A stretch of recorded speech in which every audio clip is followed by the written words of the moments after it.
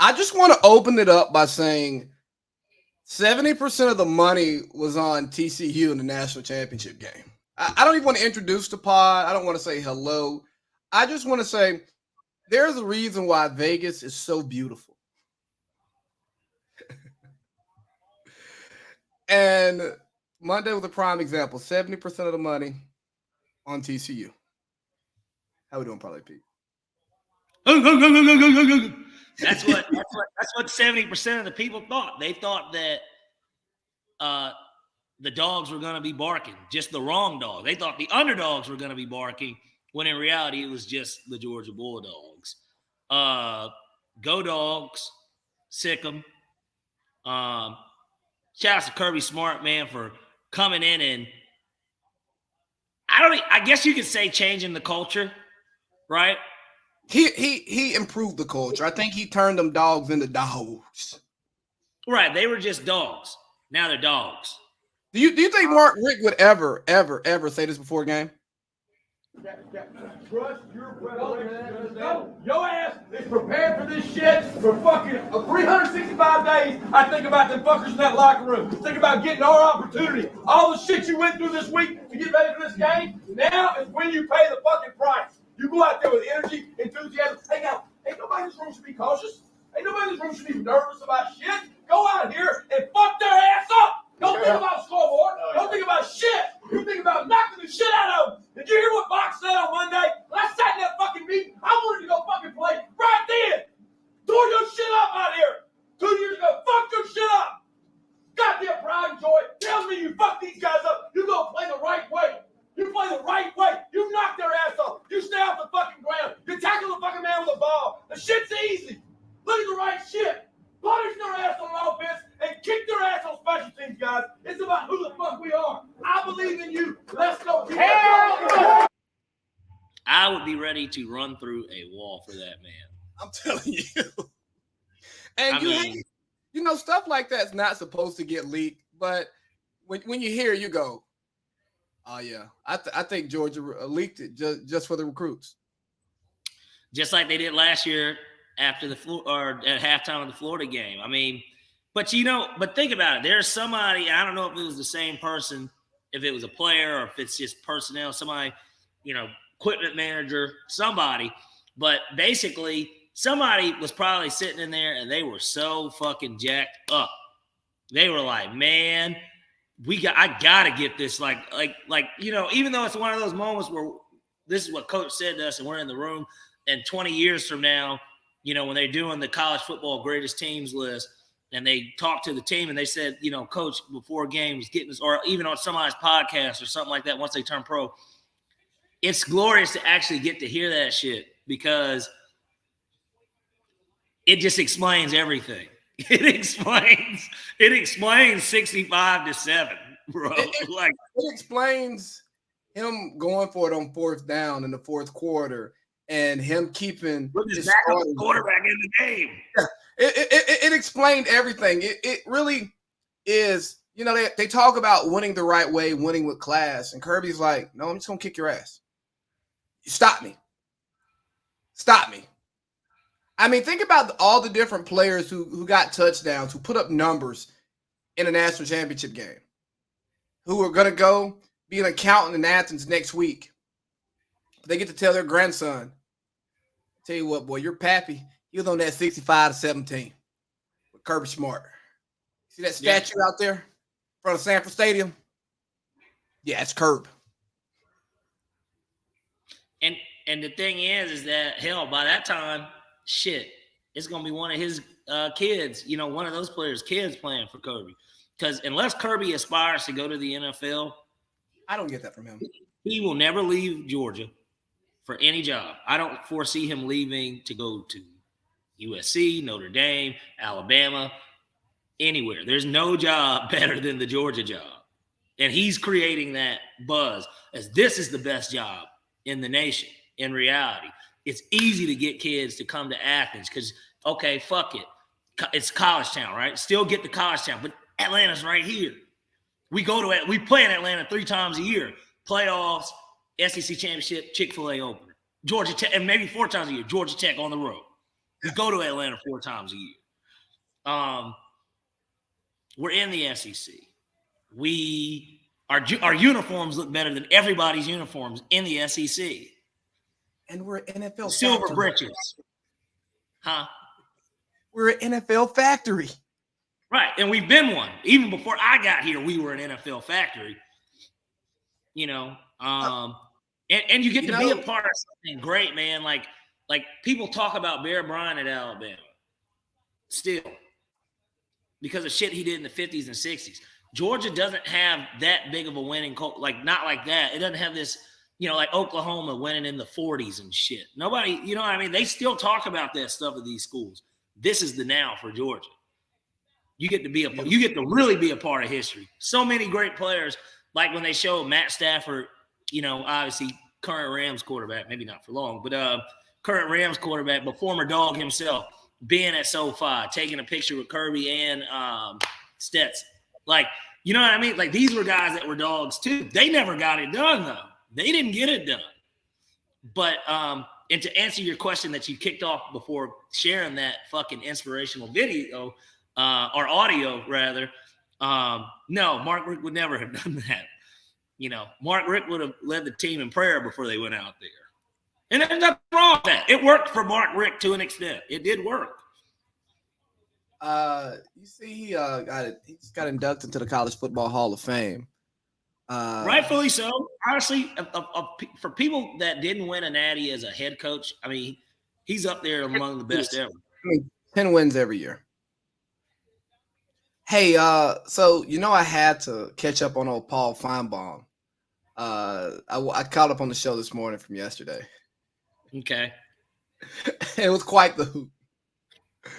So you had one of the big Georgia fans coming on, you know, just talk, you know, championship, title, town, all this good stuff. Paul, we're here. We're here to stay. We're not going nowhere. It's time for a three-peat. It's time for Saban to.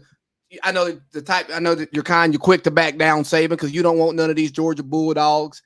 Then you got the Alabama fans saying, what did they say? One of them said, congratulations, Georgia, on winning the Big 12 championship.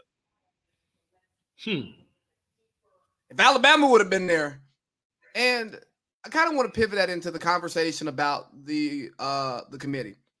Alabama fans specifically, and I'd say a lot more of your novice college fans are upset. They say, hey, Alabama was the better team. Alabama should have got in over TCU.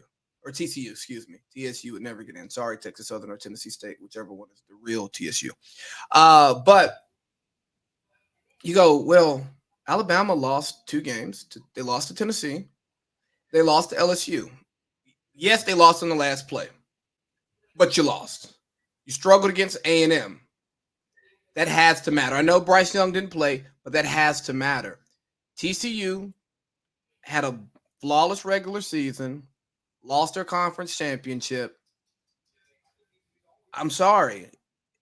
How do you not put them in? Again, did I think TCU was a better team than Alabama? No. But that goes back to Josh Holsey saying, does the score matter? Or does the eye test matter? At the end of the day, to a certain extent, you got to win the games. And if a team has a better record and it's close, we're going to lean on the better record. It's not like this was Cincy beating out Alabama for a playoff spot. This was a Big 12 team. The Big 12 was fairly competitive this year. You had K-State. They had a pretty good season. They kind of fell off towards the end. You had a K-State who beat them, who was a tough out. You know, it wasn't your typical terrible Big 12. I mean, Texas still ended up in the top 12. Yeah. Kansas had a hot start. You know, you had some decent football going on there. So, sorry, Alabama. Maybe if you would have made it to the conference championship game and that would have been your second loss, if you lost there, maybe you get in. But to not even make it to a conference championship game and to have 2 losses. Yeah, sorry, dog. It wasn't going to work. But that was the only reason it wasn't going to work. Right. Every other reason, we know that Alabama is one of the 4 best teams, and they proved it. And I think that Nick, in a weird way, because typically, think about it, those Alabama teams, they lost to Utah the one year in the Sugar Bowl when they fell short of the Natty and they had to play in the Sugar Bowl. I think Florida might have had beaten them, maybe. in the SEC championship game. So they didn't. This was during the BCS era, but they kind of laid down to Utah. Now Utah's always a team that plays hard, and so maybe that was a part of it too. But like at the same time, they kind of laid down in it. Mac Jones and them, they revitalized it. I think that I don't remember if it was Utah they played, but Mac Jones, the year that Tua went to the draft, he didn't. It was Mac Jones that started that bowl game, and he lit it up. But he also had something to prove going into that next year, which led to an Alabama national championship. That team, Nick Saban, he purposely wanted to show because he knew that this would happen. Whether Michigan had beat TCU and embarrassed them, or, of course, what ended up happening, Georgia embarrassed them, he wanted to show the opponent that they played, that they lost to, and what they did to that opponent. And they beat the brakes off of fucking K-State. And they kind of could have beaten them worse if they really had wanted to, too. But nothing to show. Bryce Young sat the whole fourth quarter, similar to how Stetson sat the whole fourth quarter. But, typically they lay down in that type of game, and they didn't. But they did it on purpose for this reason. And I think that Nick Saban was working the game this year with a purpose. Usually you wouldn't expect Nick to be working a championship game for ESPN that he's not participating in. We know he'd do some off-season media stuff, but you don't expect that. But he got up there and he made a point. Do you think David Pollack was in bounds or out of bounds for his comments that some would say were directed towards Coach Saban? I just think he's a proud Georgia alum and a good college football analyst. So I actually haven't still heard it. I said Georgia's taking over college football, and Saban was right there and was like, that look he makes. Right. I think that he's in a situation like that. He's probably just a proud alum, and then he probably even had slipped his mind because of the excitement of seeing his team get it done, knowing that it's already over. It probably doesn't even ring a bell to him that, hey, there's a current coach who is essentially the only other team that can stop Georgia is sitting right there. The direct competition, is right there. Like literally, for the most part, your only competition. So what do you think Stetson Bennett's legacy is for UJ greatest dog of all time? He's going to get the statue. I don't think, obviously, statistically, he's not the greatest of all time. But with his story and then winning national championships back-to-back and then tying that record with Joe Burrow, I don't think that there's any way that you can't say that he's the greatest dog of all time. Herschel had been holding that shit down for forever. But that's because Herschel won the Heisman and a national championship. This guy's got two. He doesn't have the Heisman, but he had to have been. I mean, I don't know who else has gone to New York. I mean, who was the last dog before him to even get to go to New York? Like, as many great players as they've had, it's been a minute. I mean, Noshawn didn't go, and that would have been maybe Aaron Murray. I don't think he went either. That's UGA Heisman finalist. Let's see. Has Georgia? No. How many Bulldogs in New York? Georgia's Heisman history. Let's see. Stetson Bennett is the first Georgia finalist in 3 decades. So who was the hit before him? 3 decades. I'm assuming that would be the 80s. And no. That's 40 years ago. And actually, right. That would have been either the late 90s or 90s. It had to have been the 90s. Pride, not such thing as Heisman Trust. I'm seeing Garrison Hurst. Boom. So Garrison Hurst was the last, and I'm sure that before him it was only Herschel. So some guy in the 40s who doesn't count. So with what he did, we're talking 29-1 over 2 years. He plays what's considered the most important position. 4 college football playoff games, 4 MVPs. Yeah. I think he goes down as the GOAT of Georgia football. And it's going to be really hard to top it. But like I said, his story makes it even more concrete too. Blackshear, Georgia. There's gonna be a Disney movie about this. Yeah. And he got the Hollywood ending too, to do it right there in Cali, right there in Tinseltown. Hey, so what do you think he looks like in the NFL? Well, they're making it seem like his stock's going up. I still see him as a backup. Who knows? Maybe he proves us wrong again. But at best, I see him as a clipboard. He will certainly get a chance, clipboard advisor.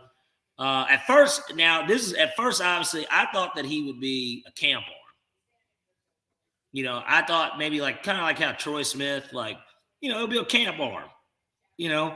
Guy that he'll warrant a lot of attention. There'll be a lot of an attraction to him being there, especially if let's say the Falcons were to have done it, right? And honestly, I don't see why the Falcons wouldn't bring him in. I mean, I don't know what his draft stock is. Some people think that he could go in the 4th or 5th round. He'll sell more jerseys than Dez. He will. And as soon as Dez throws a pick in that preseason game, they'll be calling for him. They will. If I'm Arthur and Terry, I probably don't make that move because of the pressure that it puts on my starter. But I think that Stetson Bennett, I was listening to Trent Dilfer break him down, and that's kind of who I lean on when I want to go to a media personality / coach, talk about quarterbacks. And he was like, Georgia has a complex offense. They run an NFL offense, so you don't got to worry about him picking up NFL concepts. He can make every throw on the field. He has a good enough arm. He's just small. I mean, he's not. And he's an underrated athlete. Yeah. He kind of got some wheels on him. You know what's funny? You hear some people talk about Bryce Young being a generational talent. And then they say Stetson Bennett's too small, but Stetson Bennett's bigger than Bryce Young. False. Is he?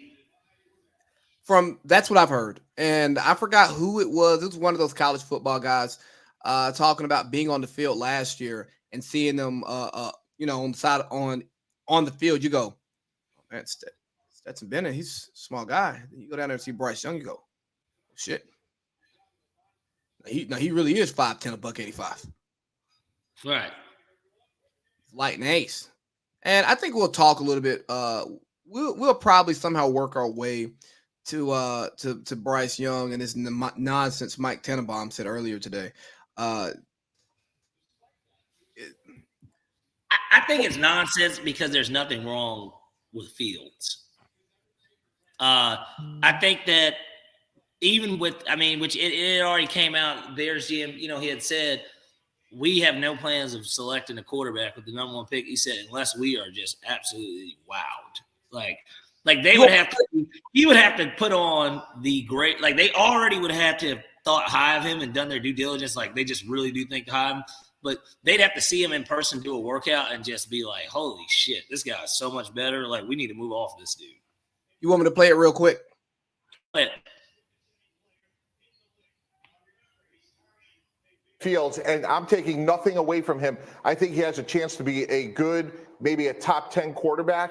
But if you could get at least a 1st and a 3rd round pick, which I believe you can, because so many teams need a quarterback, I'm going to draft Bryce Young, who I think is going to be a better quarterback than Justin Fields.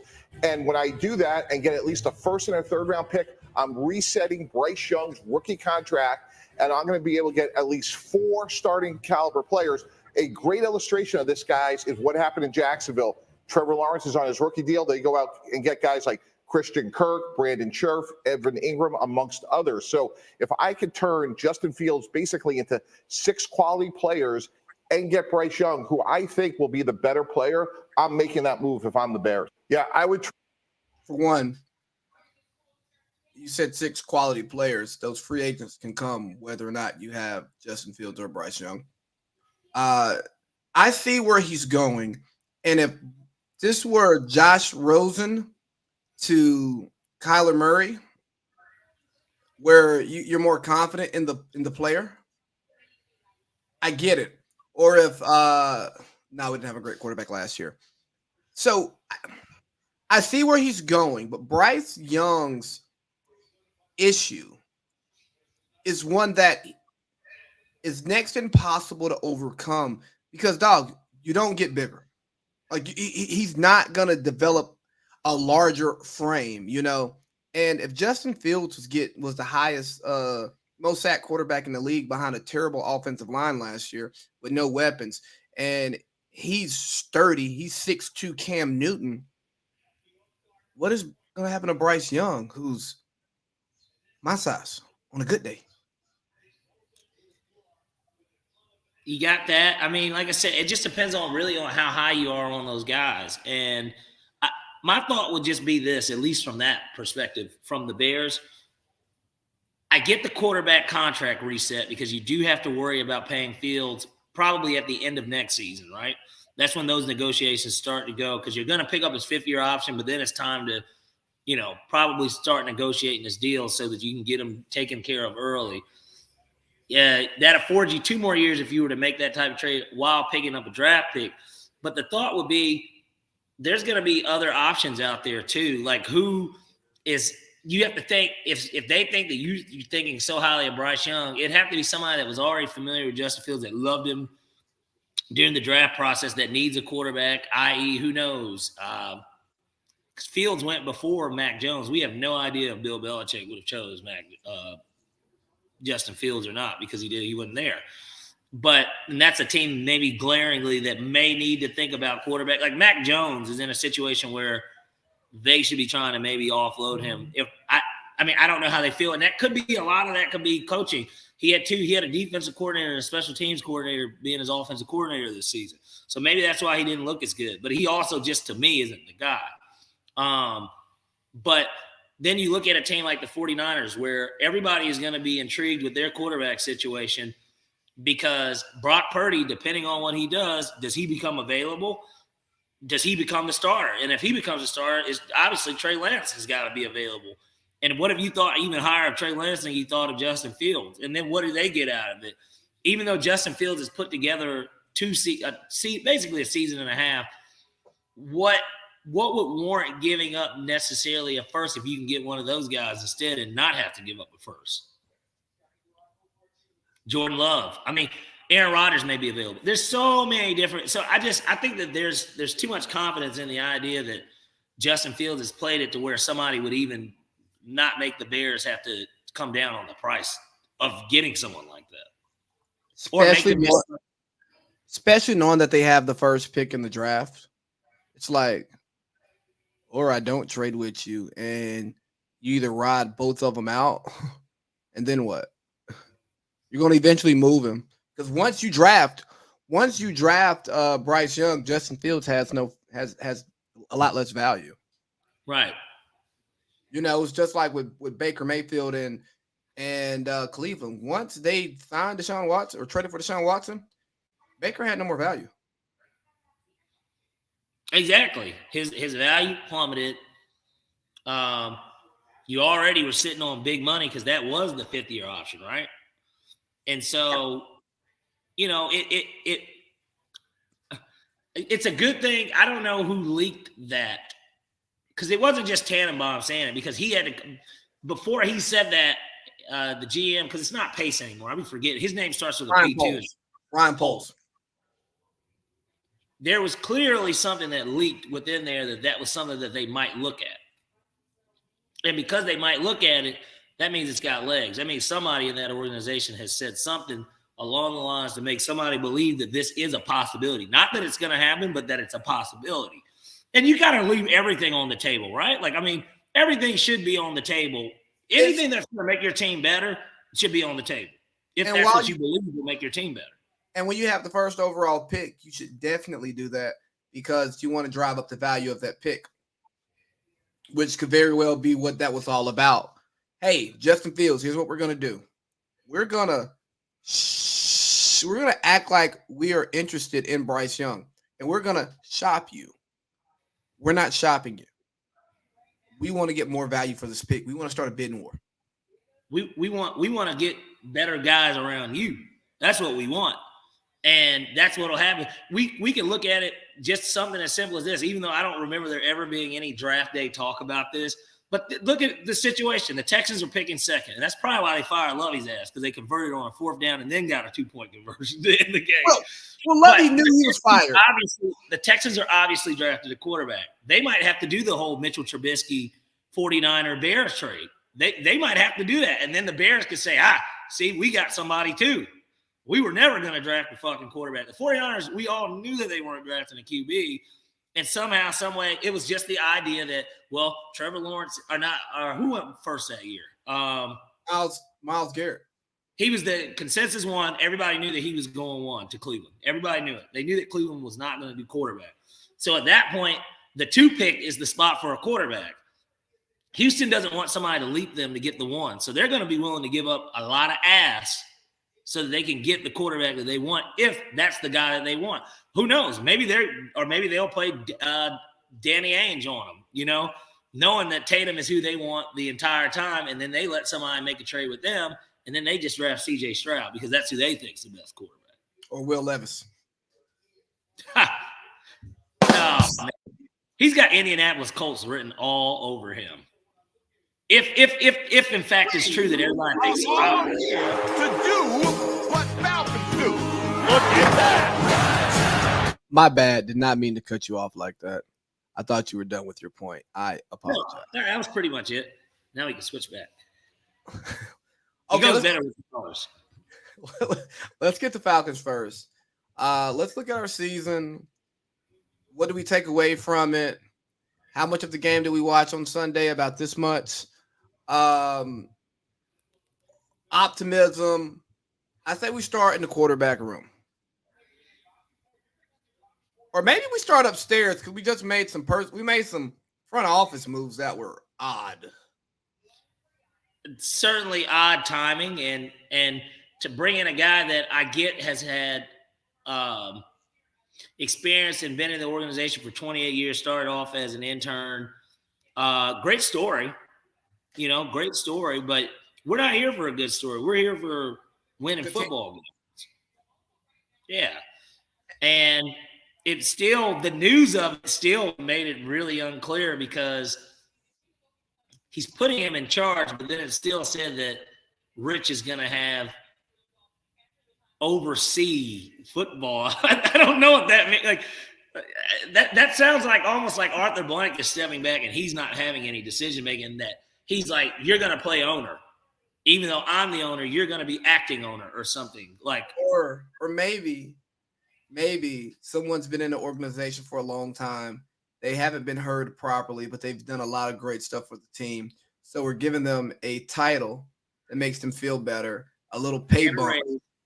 Get them a raise, but Rich is still running the show. Where's Terry Fontenot at right now? I haven't seen his face since his press conference. They had one today. They had the the season-ending conference, today. Yeah. Anything good come out of that? They were on for 30 minutes, man. I mean, they talked about kind of where the direction that they see this team, but the Atlanta media too is they ask questions like along the lines of the quarterback situation, position in the draft, and what it is that they're going to do. Arthur Smith and the Falcons coaching staff is going to be coaching the East-West game, the Senior Bowl game. They're going to be one of the coaching staffs, and so is the Patriots. And so, which is interesting because to me, one of the bigger moves on Monday was the idea that Dean Pease retired, who the defense, as bad as our personnel is on defense, those guys came along at the end of the year. I mean, there wasn't an opponent that scored 21 points on us like the Steelers, I think, got to 20, right? There wasn't a team that scored 20, I think it was 6 or 7 out of the last 8 games. They gave up 21 points or less, which is impressive considering what we have on defense. Yeah, I definitely think that the defense took some strides, but I also think it's just time for. I want a new DC. I don't think Dean Pease is a problem. I don't think Dean Pease was a bad DC. Sometimes I get the feeling like justice, and I want to just burn the whole house down. And I'm not there yet. But this is the thing with the DMPs thing. Are you going to hire somebody that runs a 3-4? Are we going to get out of that set defense? Because there's not very many teams that run that 3-4. I think Green Bay does. All right, so you're going to get somebody from the Peas tree of coaching. Do you scrap it and make those guys learn a completely new defense? And then if so, does that determine obviously who you keep? I mean, I know a guy like Grady has been in, Quinn's defense and, of course, now Peas defense. But, I mean, does that change the dynamic of how you feel about a solid player? Like, those are my biggest questions when it comes to the defense. Are we going to change up the scheme completely? And then if so, what about the guys that just got drafted to fit that scheme? I mean, like, does that how do we go about the personnel with all the money? Because the thought would be a lot of that money is going to go to the defensive side of the ball. So I got a friend, and where he coaches at, they run the same scheme, and it's a very complex scheme that with the right players, it works really well. I honestly think we should find a more routine scheme and focus more on execution instead of confusion, because we haven't had the dogs to actually run that complex scheme and it be effective. Like, how many blown coverages do we have? Like, how often does the pass rush get home? The Cincinnati Bengals game was a perfect example. Now, granted, the most lopsided loss of the season, right? But that game was a fine example of what would happen in the modern NFL to us without good players, because that's an all-pro type quarterback with all-pro level receivers, just running routes and just fucking picking the defense apart. And like you said, I don't think that we have the horses yet in order for a scheme to matter as much as execution matters. Execution matters more. We need guys that can tackle. Foye Oluokun, a guy that you kind of let walk in free agency. Looks like the best money Jacksonville ever spent. I mean, he's a tackle machine. He is. He's led the league 2 straight years. He made a key tackle in that Titans game to end that game. He balls. He can ball. And think about it. And shout outs to Dan Quinn, 6th-round selection. I miss DQ's eye for defensive talent. He drafted very well. I thought defensively, he drafted DeMonte Casey, another guy. Casey led the league in picks one year. You know what I mean? These were guys that he hands. AJ Terrell, the best defensive players on the team now are his guys. They drafted. Yeah, and he's running a pretty good defense over there in Dallas. So Des Ridder finally gets to play. I wasn't impressed. You weren't impressed. And it's not that he did anything poorly, just terribly. I mean, he didn't really air the ball out. And when he did, it was highly inaccurate. But he did not show me any flashes. I didn't see anything that said, you know what? We can build on that. I feel good about it. Like, you didn't walk away from him having his best game of the season against guys that were going to be playing in the Hall of Fame game for the Bucs. You didn't walk away saying, man, this guy as a starter in the NFL, he is killing it.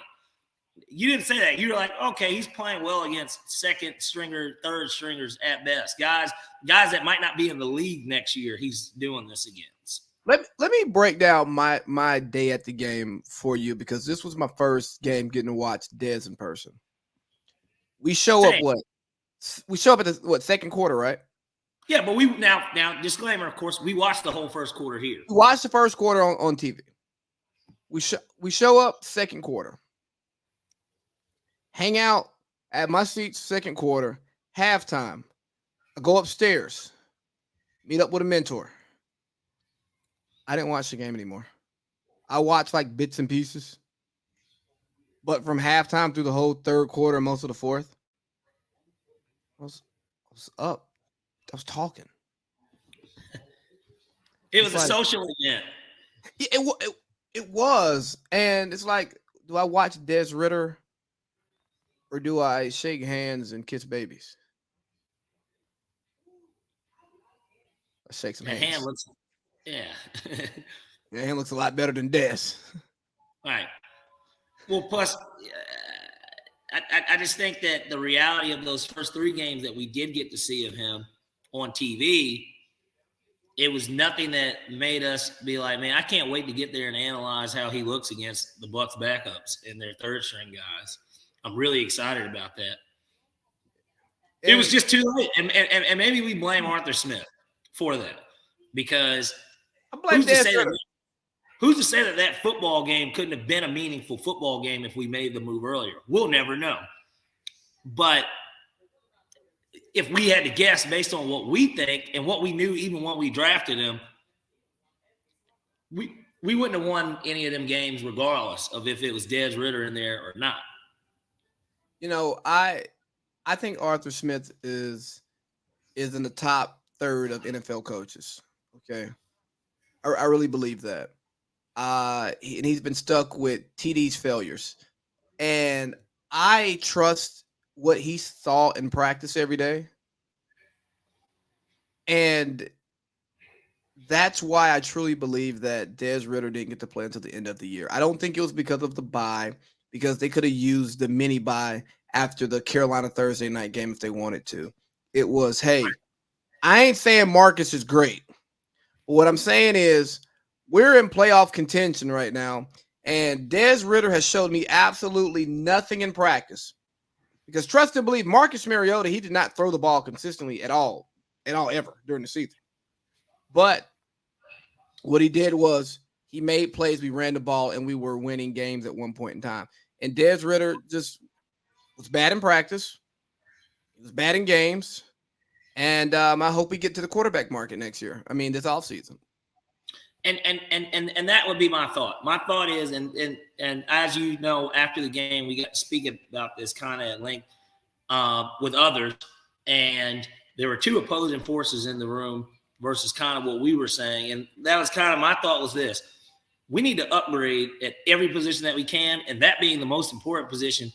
This isn't no kicking the tires shit. This is we need to be active in the quarterback market. And if the price is too steep for a guy like Lamar Jackson, if you say, hey, I don't want to give up the 8th pick plus our number 1 next year, plus our 2nd next year, plus our 3rd this year, plus a future conditional pick or something along with more capital, and then having to eat up half the cap space right off rip, I'm fine if that's what Terry and Arthur come up with and they say he's just too expensive.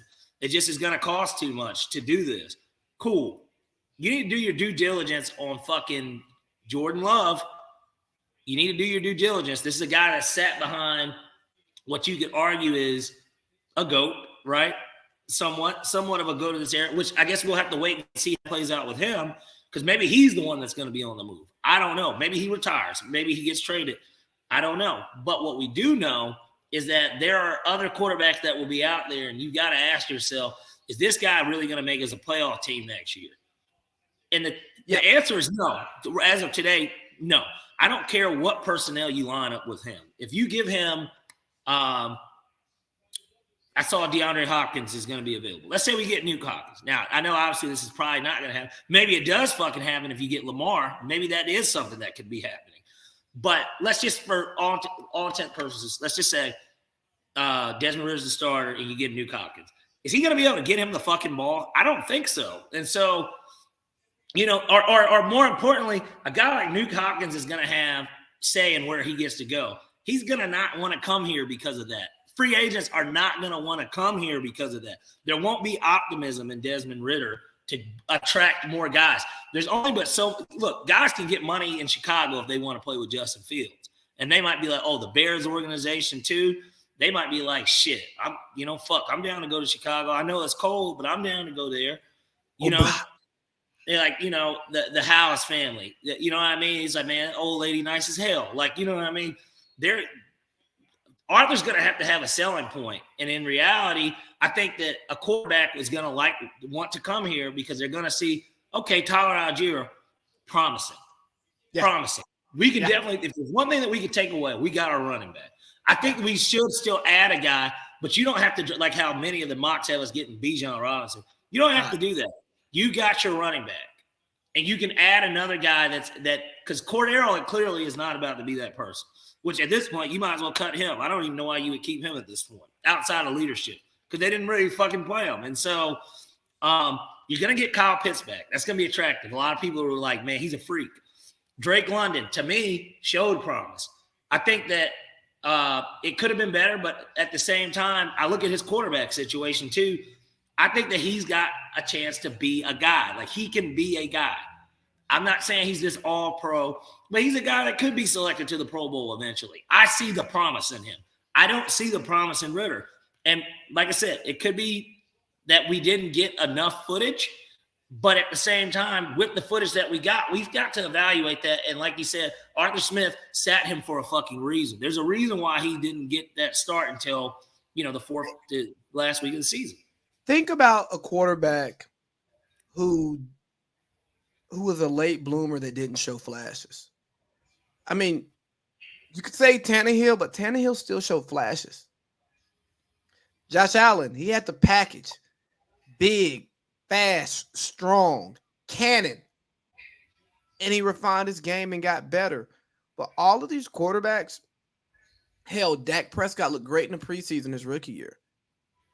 Justin Herbert got tossed into a game right before, and he went toe-to-toe with Patrick Mahomes. Even though we didn't like a lot of Tua check down, he anticipates, and he puts the ball where it needs to be when it needs to be there more times than not, And even with a guy like him specifically, we loved what we saw in college. Yeah.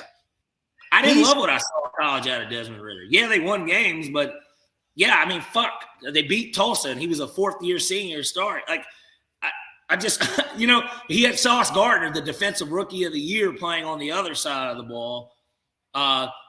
Pierce at wide receiver, a dude that was really solid, even for a bad Colts team, showed solidness in his rookie year. There were guys on his team. Kobe Bryant, starter in Seattle, playoff team. I mean, these are the guys. Fickle. Yeah. Guy that was good enough to turn down a Notre Dame job, allegedly. I mean, look at what they looked like against Alabama. What he looked like against Alabama. He didn't look great. And he looked exactly like he looked in the games that I watched this season. Yeah. Because he was going against NFL talent. But hey, man, let's get ready to close out this hour with a little victory lap / we're gonna review our over-unders, okay? Let's do it. Here, let me I gotta pull up what it was. All right, for some of these, we're gonna just push on through, and some of the others we're really gonna dive into. Let me shoot.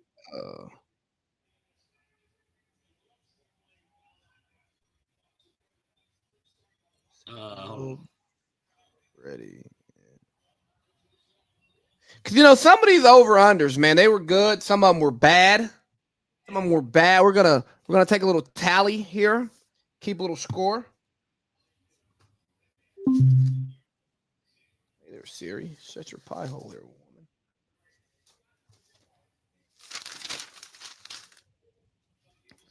Let's go, Parlay Pete. Let's get those numbers up. I'm killing dead air right now by doing this. It's not me actually rushing you. Hold on, coming. Because this are they chanting Trey Young yet? I know it started off 13-0, and Hawks down. Yeah, they started down. They're playing the Bucks, right? Yeah, and Trey is not playing. I'm ready for that to be the permanent state of the Hawks. Trey's not playing. Trey doesn't play here anymore. That's what I mean. Just for the Hawks, not for the league. I think he's great for the league. He's just not who I want to watch on my team. They've got it. They don't have it up, really. Man. Here. No, they have last year's result. Hold on. Why would they not have those up? That's not fun. You know what's weird? They have it up for like, I don't know if this is because it says last updated January 10th. They've like up, and I hope this isn't them doing it for next year. That wouldn't be good. Oh, man. Hold on now. Because if not, worst case, I would hate to not use the same website, but. Oh, boy. Our awards, not great. Okay, here I'm gonna use because this has got to be relatively close. I'll use this one instead. All right. So let's see. We got Pete. Start off with what? Cardinals, right? Yep. If I remember correctly, yeah, they've got it at 9. I think it was 8.5 though. So I went under. Yeah. So that's a hit. Point for Parlay Pete, none for AC Lee. Next. Atlanta Falcons. We were both wrong here, I know. Yep, we both went under. They had it at 5.5. Baltimore Ravens. You were wrong. I don't know if I was. They have it on here at 9.5. We both went over. Did they win 10 games? I think so. Yeah. Let me see. What's their record? I'm pretty sure. Are they 10-7? Or are they 9-8? I'm pretty sure they're 10-7. Okay. Well, we both took the over. Then I guess we're right. I tell you what. Baltimore 10-7. Yep, we both hit it. All right. So you want to know why I said you were wrong? Because I think you had them winning like 14 or 13 games. Oh yeah, I had them 14-3. Lamar got hurt too, so you know they were on their way. Next, Bills 11.5. Yep, I think we both went over on that. Which they did. Even though I'm curious as to how Vegas does that. I mean, I know that they hit the over, but with them not playing the game, most of the books are letting it hit because it hit before that game even happened. So they're gonna go with it. Okay. All right. So we both got that. Next, Panthers. On here, they have it at 6, and I feel like it was maybe 6.5, but they have it at 6. So we'll just go off this. Let's see, Panthers, 7-win team. We both went under. Okay. Yeah, even if it was 6.5, we let them lost. Yep. Okay. Next, Bears. This number feels high. I feel like it was a little lower than this. They have it at 7. I think it was at least 6.5. I don't know why it wouldn't have been 5.5. I think it was, but I'm sure either way we both took the under. Yeah, we took the under. We both hit. Okay. Next, they have the Bengals at 10. I feel like this may have been 10.5 on ours. Regardless, I was high on the Bengals this season. I actually had thought that they could repeat. They were just so talented. We both went over. Okay. Well, winner, chicken dinner. Browns, 9.5. And this was the one that we were playing around with, I remember. And I feel like it might have been 8.5 on Vegas Insight because it was a matter of them having a winning record or not. And I think I had changed it at the last minute because I looked at their schedule and I said, well, this should be their record by the time Deshaun gets here. He should be able – he would have to win X amount of games, and it was really tight. But on here, they have it at 9.5. Yeah, we both went over, and we missed that one. Okay. Next, Cowboys, 10.5. This sounds accurate. Yeah, we both went under. Did we? Yeah. We didn't believe in Dallas. Yeah. I believe that I had them winning the division, but maybe it's because that division is always – it only takes 10 wins to win. Yeah, I think you had about the 10-win team. Okay. Because I did have them to win that division. This one, and I remember because I had to go back and listen to our podcast, Broncos. It was 10.5 on there. On here, they have it as 10, but I know that we both hammered the under on this. Best bet of the year. Hey, it was the easiest. Let's take our first victory lap right here. Rookie head coach, quarterback, new scheme, team that hadn't won games since Peyton Manning left. What we thought was going to be the toughest division in the NFL, which it was still a competitive division. 2 playoff teams came out of it. But they're 4th place in the division by a long shot. Russ can't cook. Russ is cooked. I'm not going to agree with that, but yes. Again, we knew that there were going to be flaws in this football team, and I think we both did predict that they would be in last place. That wasn't, that wasn't. I would have told you to put your house deed on that one. I could not believe that they had it at that high. Like that, wasn't that just a little bit ridiculous?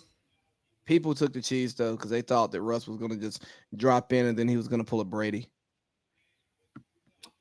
Next, we've got a victory lap here for sure. Lions 6, even though I feel like it was 6.5.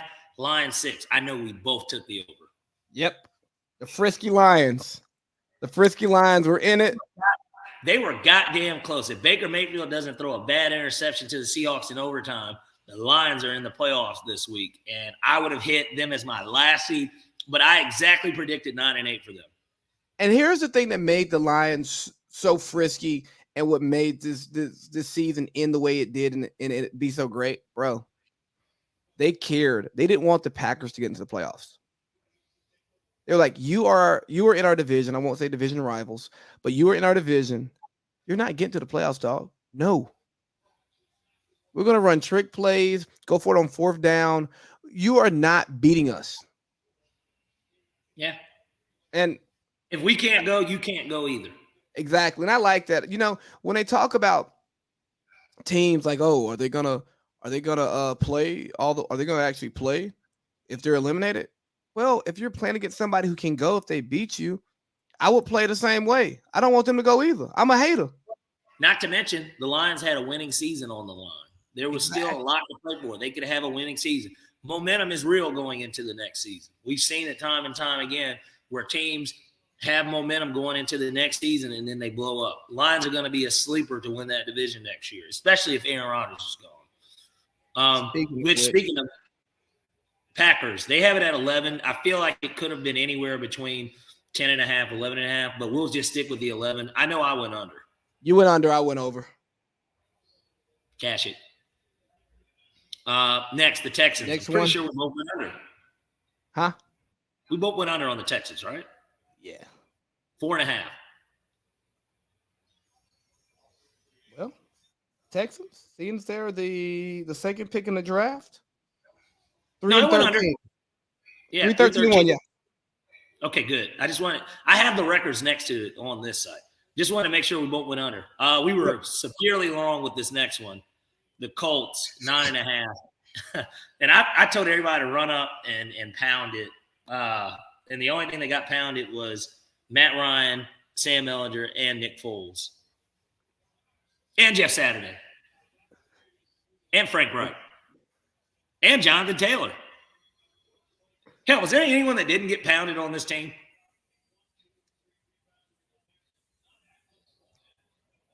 The box office, maybe? Boy. Anyways, let's just move on. Jaguars, 6.5. I know you took the over. I'm curious if I took the under. You took the under. Okay. I think I saw them getting to 6 wins because they had won either 2 or 3, and I was like, doubling up wins will be a success. But they got really hot. I mean, they won their last 5 games. They were 3-7.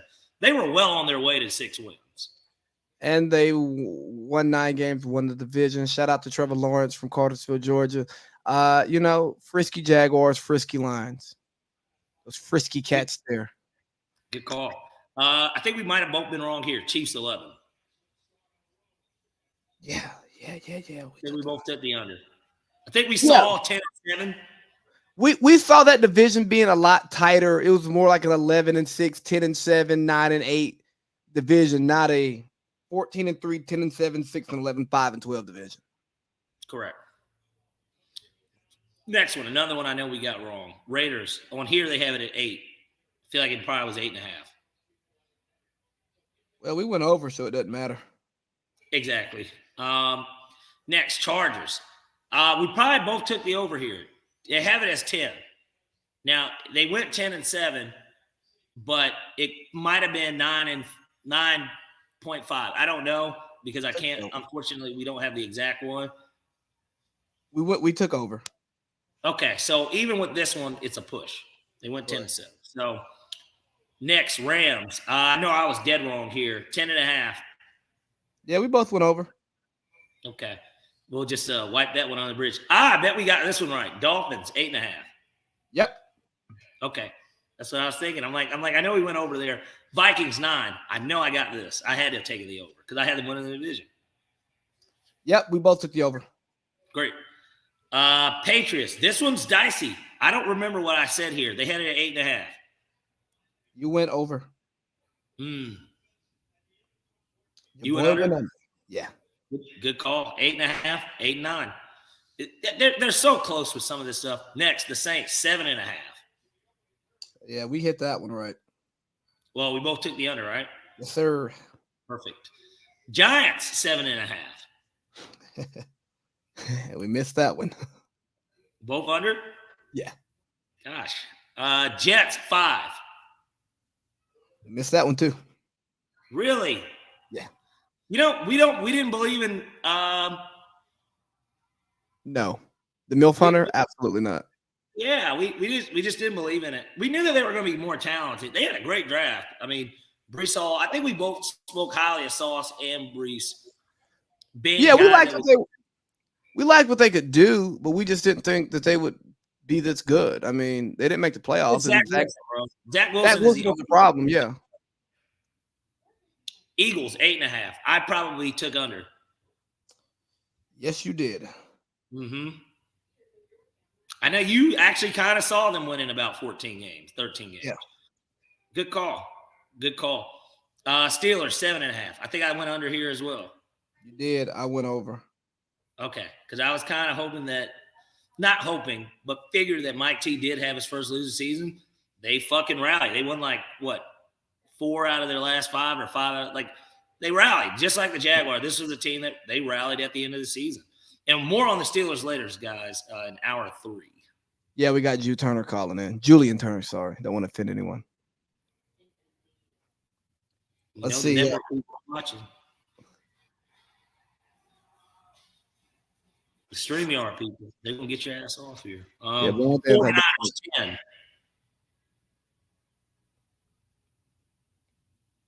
I went over. You went under. Okay. But because of how highly I probably thought of the Rams. And you didn't believe in Trey Lance. Your logic was right based on Trey Lance. Remember, they lost to the Bears, but Trey Lance got hurt and Jimmy G and that Purdy boy Jarrett took over. Yeah. We both got this wrong. Seahawks 6.5. Yeah, we both went under that. We got this one wrong too. Bucks 11.5. Yeah, we went over on that one.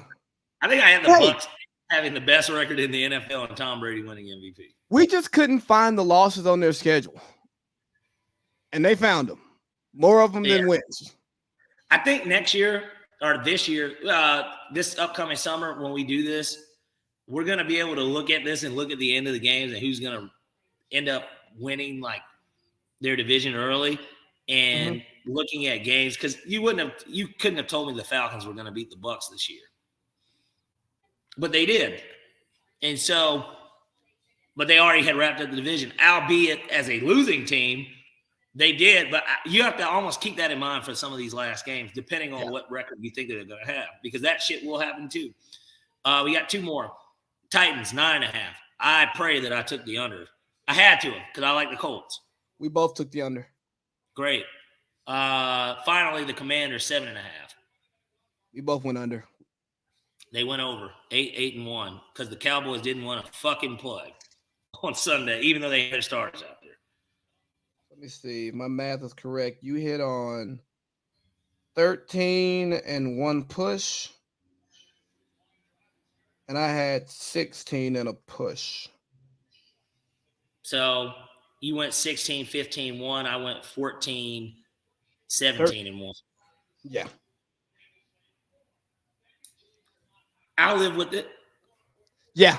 It was it was a fun exercise, and it definitely made me enjoy it. But hey, guys, that concludes hour one of the show. Now we're about to get prepared for hour two, and it's time to get back in the groove, guys. We got our good friend Matt Flowers coming up, and he's gonna groove with us and tell us all about the Paradise Hotel.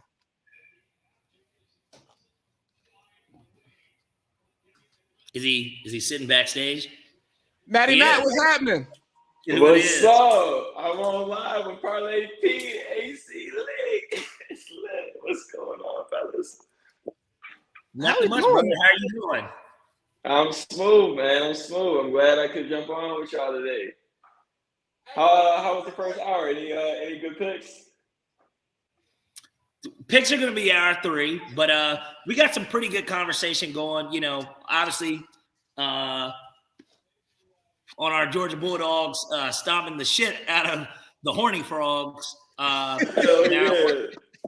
You know, they threw them boys a champagne shower. That was crazy. Bro, they was eating in Atlanta airport.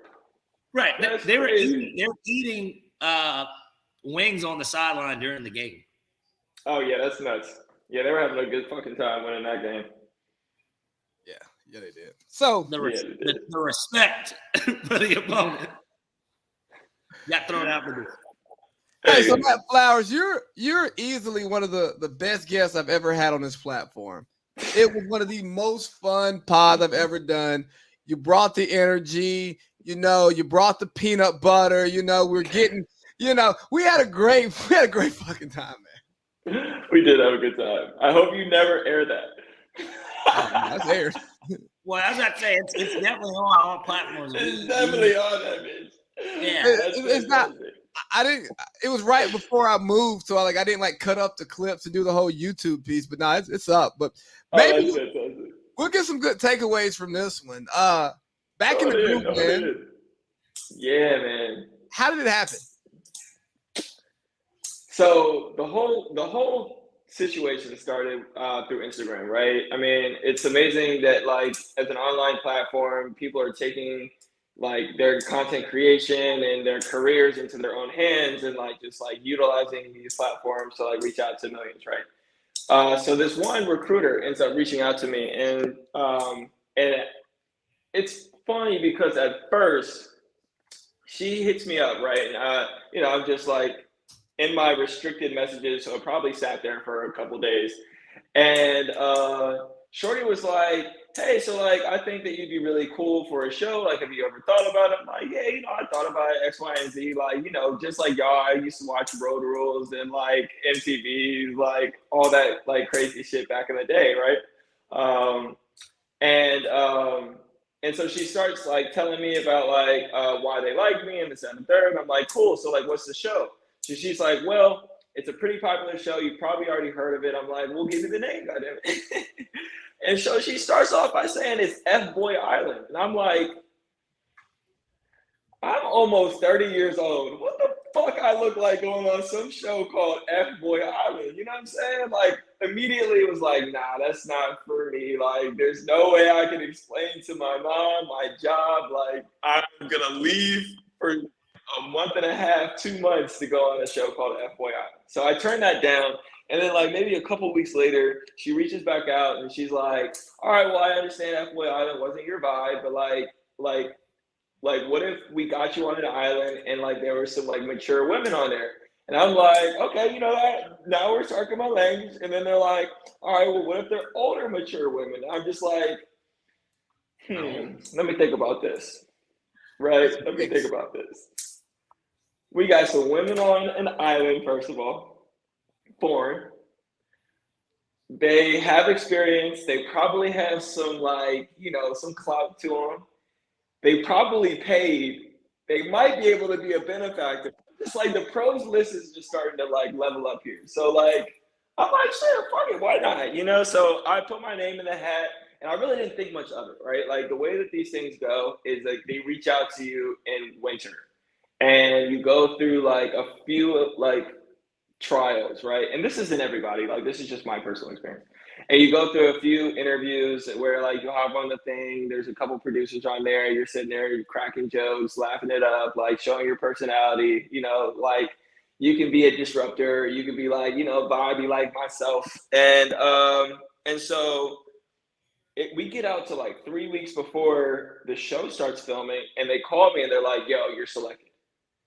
And I'm like, oh shit, you mean so I have to like go and tell my boss that I need time off of work to go fuck around on some foreign island for a month? Like, how am I even gonna lead this conversation, right? Like, my thing was that I had a pretty good relationship with my boss. So I was like, yo, like, let me just like feel her out. And if she's like, I hate reality TV, like, I'm just gonna be like, fuck it, I'm not going. I end up going and telling my boss, I'm like, yo, I'm like, I was like looking at some of these shows and like reality TV shows, and she's like, before I could even say anything, she's like, oh, you would be amazing on TV. And I'm like, Yeah. So I'm like, man, well, I guess you're gonna see me on TV because they want me to fly out to the DR. And so she was super supportive, and that was like the final little piece that I needed to be like, all right, fuck it, like, why not show myself out there and like, just see what the hell all of this is like really about, Well, and you could have grown. There was things, and I'm sure that there was a growth that came from doing the show, but certainly you never know. It could lead to another show. That's typically how these shows work out. They do spinoffs and then they get former cast members to get on new shows, and it continues to go from there. But yeah, my first question, not to take over from Lee here, but my first question would be, when you knew that you were taking off, did you have to use PTO of any sort or what type of compensation were they going to give you to do it? Aside from obviously free, I'm sure it was free food and everything, like, on the island for as long as you're there. What was the pay situation like? That's a good point, because I do have a traditional 9 to 5. I work in brand management, so I'm a project manager, a project director, and I had to take time off without pay. So my PTO stayed intact. I just did not get paid for the time frame that I was out, right? And so like they told me that like it could be like a month to a month and a week, as like if I made it to the end. And I'm like, fuck it, I'm making it to the end. I'm gonna book myself off for like a month and a half. Like, you know what I'm saying? Just so I get reacquainted. Like I had it in my mind that like when you go to this island, it's not gonna be real life. And like you hit on a really good point, Pete. You hit on a really good point. It's the fact that like you got there and they took care of everything, right? Like you didn't cook. Well, you could cook if you wanted to, but we had personal chefs. We had barbers come to us. We had everything you could possibly need, like delivered to the house. But you couldn't leave the house because it was still like kind of COVID. Plus, they wanted to keep you like in a mental bubble. It's all a sociological like experiment. It's a mind fuck for sure. Can I ask you one question about the services? Did y'all have anybody who could braid hair? Because Leroy's braids towards the end was trash. Oh no. So we did, that's funny as fuck. So we did have one shorty. So like, I think I was there a total of like 2.5 weeks. And so like after week 1.5, they ordered a barber for everybody. And I'm like, like I've already been in the pool, like, and I had hair back then. And we see it. So, yeah, we'll get to that too. We'll do that too. That's a good like mental like shift that I had from the show for sure. But like we get through like a week and a half. We've been in the water. We've been taking like B-roll and like all these little shots, and they've gotten us in the pool, and we're fucking around. Like it's literally a frat house. It's just 24 dudes, a lot of testosterone. So you're fucking around the whole time. And so they got us a barber. And they brought this girl who could braid hair. But it was last minute because like the Spanish and the English didn't really translate when they were trying to like book people.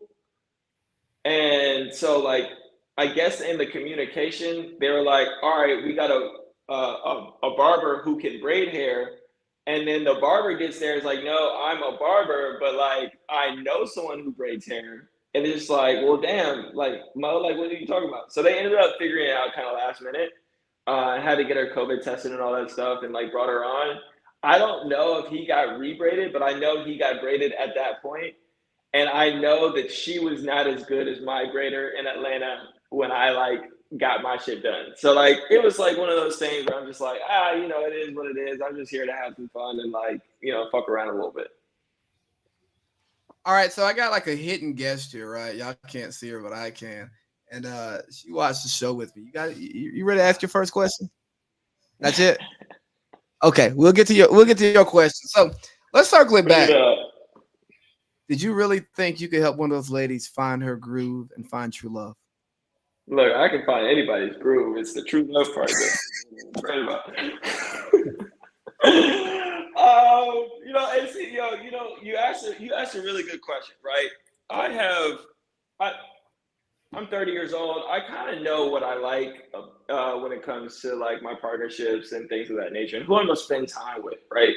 And so when it came to the women, they were all attractive, you know, for the very most part. You know, I might not have like gravitated toward them if I was in a specific location at a specific time in the real world where there's options and like X, Y, and Z. I'm trying to say this the best way I possibly can. So you wasn't fucking with them, what you were saying. They was cool, but you wasn't fucking with them. Your words, not mine. But like, let's just say, like, you know what I'm saying? There are 40-year-old women that I do fuck with. Like, to be quite honest, I've dated shorties that were like 56 and I was like 27, 28. Like, yeah, like shit. You dated them or were you a sugar baby? That's a good question. / boy toy. What was the combination of both? I mean, that's a good question. That's a good question. It wasn't necessarily that I was a boy toy, but the dating phase only lasted so long because we didn't live in the same area, but we were in the same space for like a month or two. Like, so I was like traveling. I was in Mexico, and like, you know, some shit happened, and like I ended up meeting this woman, and she was fucking phenomenal. I truly love her. Like, as far as like personality and like soul goes, like she's got a special place in my heart for her. But like, you know what I'm saying, like she lives elsewhere and she has 2 kids and like one of them's 22. Like, you know what I'm saying, it's very similar to the situation at Bay on the island. But I think for me in that situation, it was just like, yeah, we're from different worlds. You have a whole different like plan that you have going on that doesn't align with my plan, and we're having a great time and we're having a lot of fun, but like it's gonna end, and like, you know, it's, I guess there's a little bit of sadness there, but at the same time it was just rationality and realization at that point. But sure, nah, I ain't really fuck with it. It's just the fact that like I'll go through it. I'll go through it if you want me to. I'll go through it. Please, we got plenty of questions here, buddy. Oh, we're gonna be here for a second. Okay. Well, we got a whole hour dedicated to you. Oh shit. Well, yeah. All right, fine. Fuck it. Go ahead. Ask your question. Oh man. So you talked about the kids piece, right? I think it's young again. That's Matt, basically. That's to summarize what he just said. Say it again. What's that? I said she just want that feeling back. I make her feel young again. It's a Drake line. Throw it in the bag. It is a Drake line. I am a Drake ass nigga, so that's very appropriate. So you talked about the older lady that you were involved with who had the 22-year-old son. And obviously there was a lady on the show with a 22-year-old son. How soon did y'all know? Did y'all know before she revealed it? And what was it like when she revealed it? Like, was y'all looking at him with the side eye like, yo, bruh, you was in here talking crazy about your mom's, the shit that didn't get put on TV, and you in here hearing it? All right, so this is what I say. I got to start off by saying this. The guys on the show were mad respectful, mad professional, mad cool. Like, everybody was a vibe. Like, Like, they're my boys. Like, we still in a group chat. You know what I'm saying? We talk daily on some, like, just, like, boy shit, right? And no one was, like, a straight up and down asshole. You know what I'm saying? We said it how it was, but, like, no one was just, like, a fucking dick. You know what I mean? Well, that's not necessarily true. I was about to say, there was one character that appeared to be, at least from the TV. TV. Josh T, right? Yeah. South African nigga. Yeah, that's my boy. Bodybuilding looking motherfucker. That guy. Yeah. Josh is an interesting character. He's very fucking direct, and he wasn't fucking wrong. Like, honestly, Shorty was on the show trying to get something new and get her groove back, right? And like have a kid and have a family and all this shit. And you gonna go with the dude that literally just became a tattoo artist a month before the show? Like what? Like, you don't want none of this shit you talking about you want. Like, and that's what he was saying. Like, he was literally saying, like, I'm a finance dude. I'm a finance bro. I got, you know, upper five going to six figures. I have family in South Africa. You know I'm white, so you know they rich. Like, you know what I'm saying? So it's like, you don't really want what you say you want. You know what I'm saying? Like, 2 and 2 make 4. Shorty, like, not 42. Come on now. Well, you know, that's why we didn't let women in schools for a while, because they couldn't do math anyways. Oh, Lord have mercy. No comment. Oh, you're waking up now, huh? We got to woken up. I'm sure. No fucking comment. But I will say this. Steven was her son. Steph's son was Steven. He came on the show. That was my dude. He was my roommate, actually. So we stayed in the same room. But, like, and I'm honest, like, you know what I'm saying? Like, when we met the shorties and, like, we're sitting there talking, like, hey, who you like? Oh, who you like? Steven was definitely that nigga asking niggas, like, who you like? Who you going after? Like, what's going on? Like, this and the third, right? He's 22, though. So you thinking, like, oh, he just playing the game and trying to figure this shit out. And I will say that the conversations I had with Steven, because I'm a respectful dude, I was like, yo, Steph is cool, but, like, she a little too rambunctious for me. She like one of the homies. She's got this masculine kind of energy, and everybody's made up of both. Everybody's got masculine and feminine. And I like my women to be a little more feminine than she brought the energy of. So, like, I don't know that she's a choice for me. You know what I'm saying? I don't think that I could, like if I, and I even said this, I was like, yo, if I, like, pressed her and, like, got to know her and this and the third, I'm sure that she would probably keep me around because I'm probably more her type. But I was like, but I don't really, like, you know what I'm saying? I'm not going to waste nobody else's time this time the third. And I'm just here to have a good time anyway. Right. And so when he revealed he was her son, I actually had already left. Right. So I wasn't there. So I'm on the mainland, and my boys, they get kicked off the next week, and they found out on the show. And they sitting there texting me, like, immediately, like, put us in a group chat, was like, y'all motherfuckers will never believe whose son was sitting there living with y'all.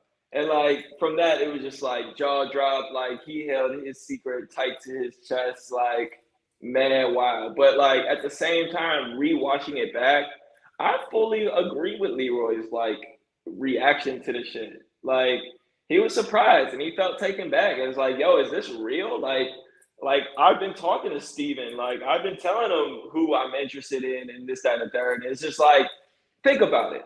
If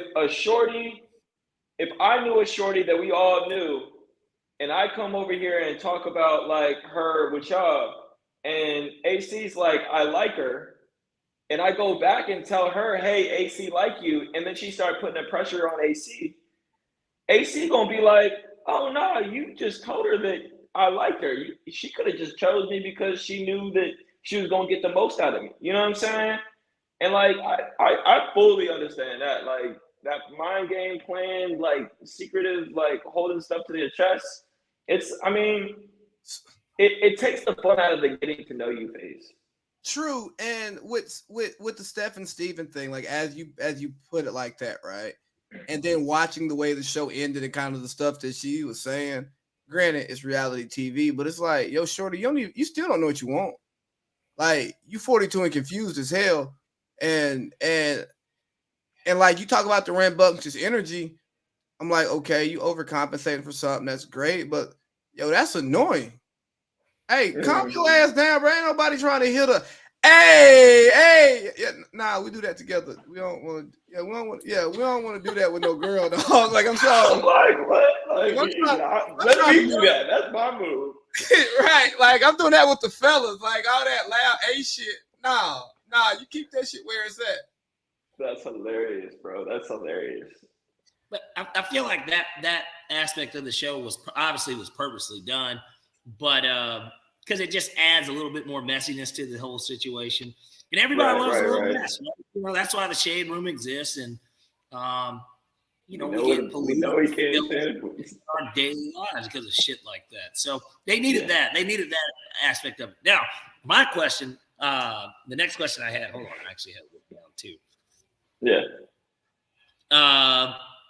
Who of the three ladies was your favorite? Now, obviously, from the get-go, I thought it would be Sparkle because she was from Atlanta. Felt like that would be something that you could just naturally talk about, like some of the stuff that y'all do while living here. Even though now you're here, which nobody fucking knew because, Matt, you're just so you're the most interesting man in the world at this point.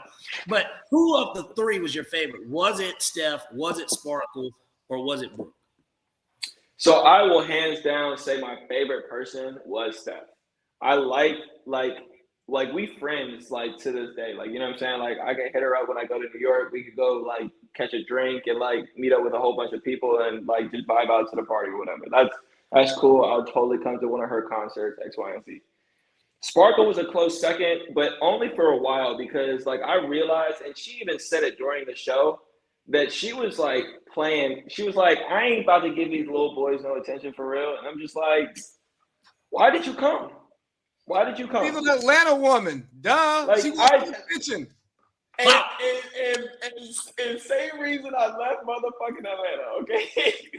I'm just like, to a certain point, it's just like, who are you playing with? Like, why are you playing these games? Like, what about you are you trying to tell niggas that your shit don't stink? And there was a certain conversation that me and her had that I won't necessarily get into the full-on specifics, but like ultimately I was trying to figure out about like her and her relationship with her son, and like, you know, that man, a grown-ass man, like he could potentially have a family soon, just like he's the same age as you when you had him. So like, how would you feel about that? And when I brought that up, she's like, are you calling me a grandma? Like, fuck wrong with you? I'm like, bitch, fuck wrong with you? Like, what are you talking about? Like, this is a real life ass question. Like, why are you taking offense for me? Like, you know what I'm saying? Just asking a random ass shit. Well, if she does, not to cut you off, Matt, but if he does have a child, you would be a grandmother. I don't think I'm calling you that. I think that's just the fact of how life goes. You know, that next generation. And if that nigga's in Atlanta to say he's not fucking is inaccurate. Now he might be gay. I don't know. It's Atlanta. It's possible. But like, you know what I'm saying? Like, fucking still. He could still be fucking still. Like, you know what I'm saying? He could still have a kid. That's how shit works sometimes. That's sex. I don't see anything wrong with being a gilf. I don't either. I've literally done it before. Like, I think that people sometimes get caught in these boxes and like they end up not really knowing what they want.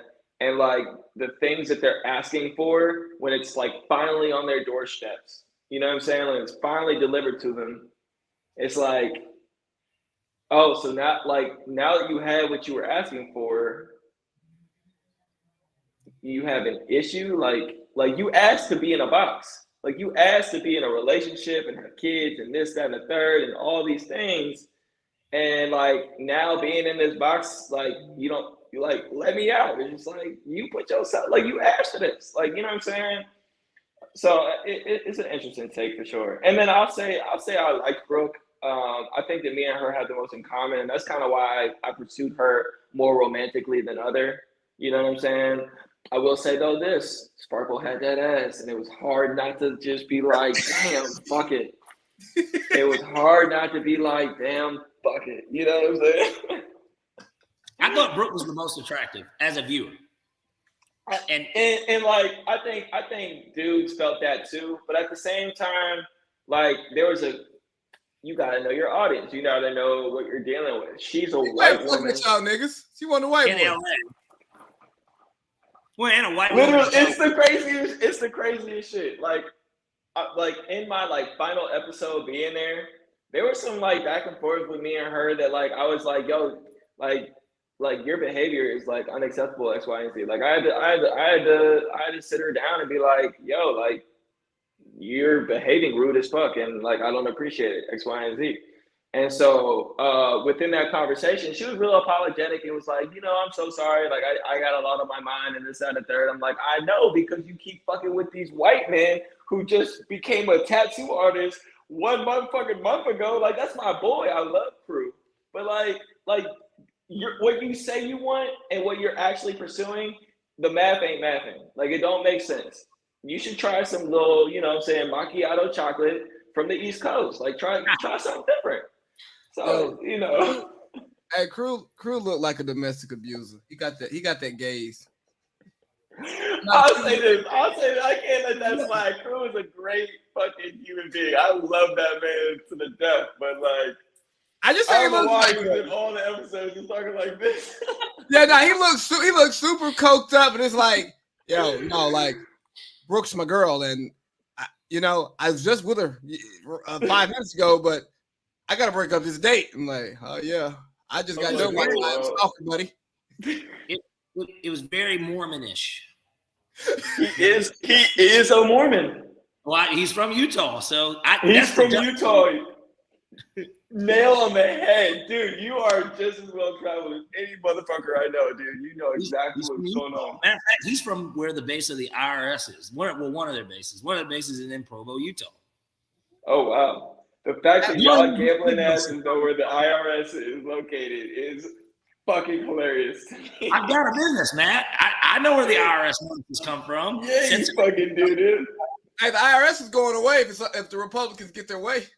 Hey, and they just hired all these badges and guns. Let's see. I hope. You ready to ask the question? You got a list. I'm gonna keep putting you on spot. You ready to ask your question? Yes. Who came up with those corny recordings? The idea to be eating the fruit all sexually, and the water, the showers, the pool. I told him I wasn't doing that. I was like, I'm good on the papaya. I love papaya, but don't record this. We're corny. Right. Corny as hell. No, I agree with you. I think it was Pedro. I blame everything bad on Pedro. That man was a menace. Actually, now that we're getting into even outside cast, how often did you guys see Tay Diggs? That motherfucker Tay Diggs came in there to y'all, and then did you guys know that Tay Diggs was going to be like, I guess, the host? Oh, that's a good question, yo. So we started seeing like little hints, right? It's called the Groove Hotel. We see Groove everywhere, and we're like, oh, it's older women, we're younger dudes. Like this is just like Stella got her groove back. So we're like, oh shit, like maybe this is like, a trope. So then we started talking about like who's the host, like, and people were throwing around names, and everybody's like, oh, it gotta be Tay Diggs, gotta be Tay Diggs. I tell you what, y'all, I'm not even gonna lie. In the heart of me, I was like, Angela Bassett, please, lock that door, Angela Bassett. I was fucking praying, dog. And then fucking 10 years came in there. I was like, oh, damn, they can't afford no damn Angela Bassett. So when he walked in, was that your natural reaction? Yes, dude. Like, yeah, I was like, damn. All right, it's fucking Tay Diggs. Like, you know what I mean? It was cool for what it was. He's a funny fucking guy. He's a funny fucking guy. He had us like kind of like on edge and on stilts, but like hilariously. But like he was still trying to work and like get his lines down. He's an interesting cat. I feel like you were more excited to see him than you were the girls. No comment. I will say this. There were definitely some guys, and I'm not gonna name specific people, but I was one of them.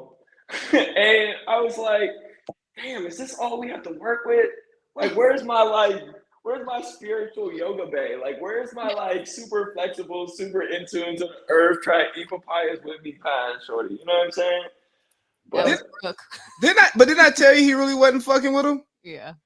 Like, so we were watching the show, and she's like, "I'm not seeing much of your friend." I go, "Honestly, I've known Matt for over 10 years now. We've hung out a lot, and this ain't he gonna have fun, but this ain't nah. He ain't about I to ain't been in no knee. I ain't flexing who I am. I'm about to sit here and like maybe get to know somebody. You know what I'm saying? But I will say this. Go ahead. I was gonna say I knew you weren't gonna work that hard in that situation. I mean, I've been out with you, I don't know, hundreds of times at this point in life. Like I kind of felt the exact same way, and then it made me think of another show that I was like, Matt would be way better on like a show like this. No.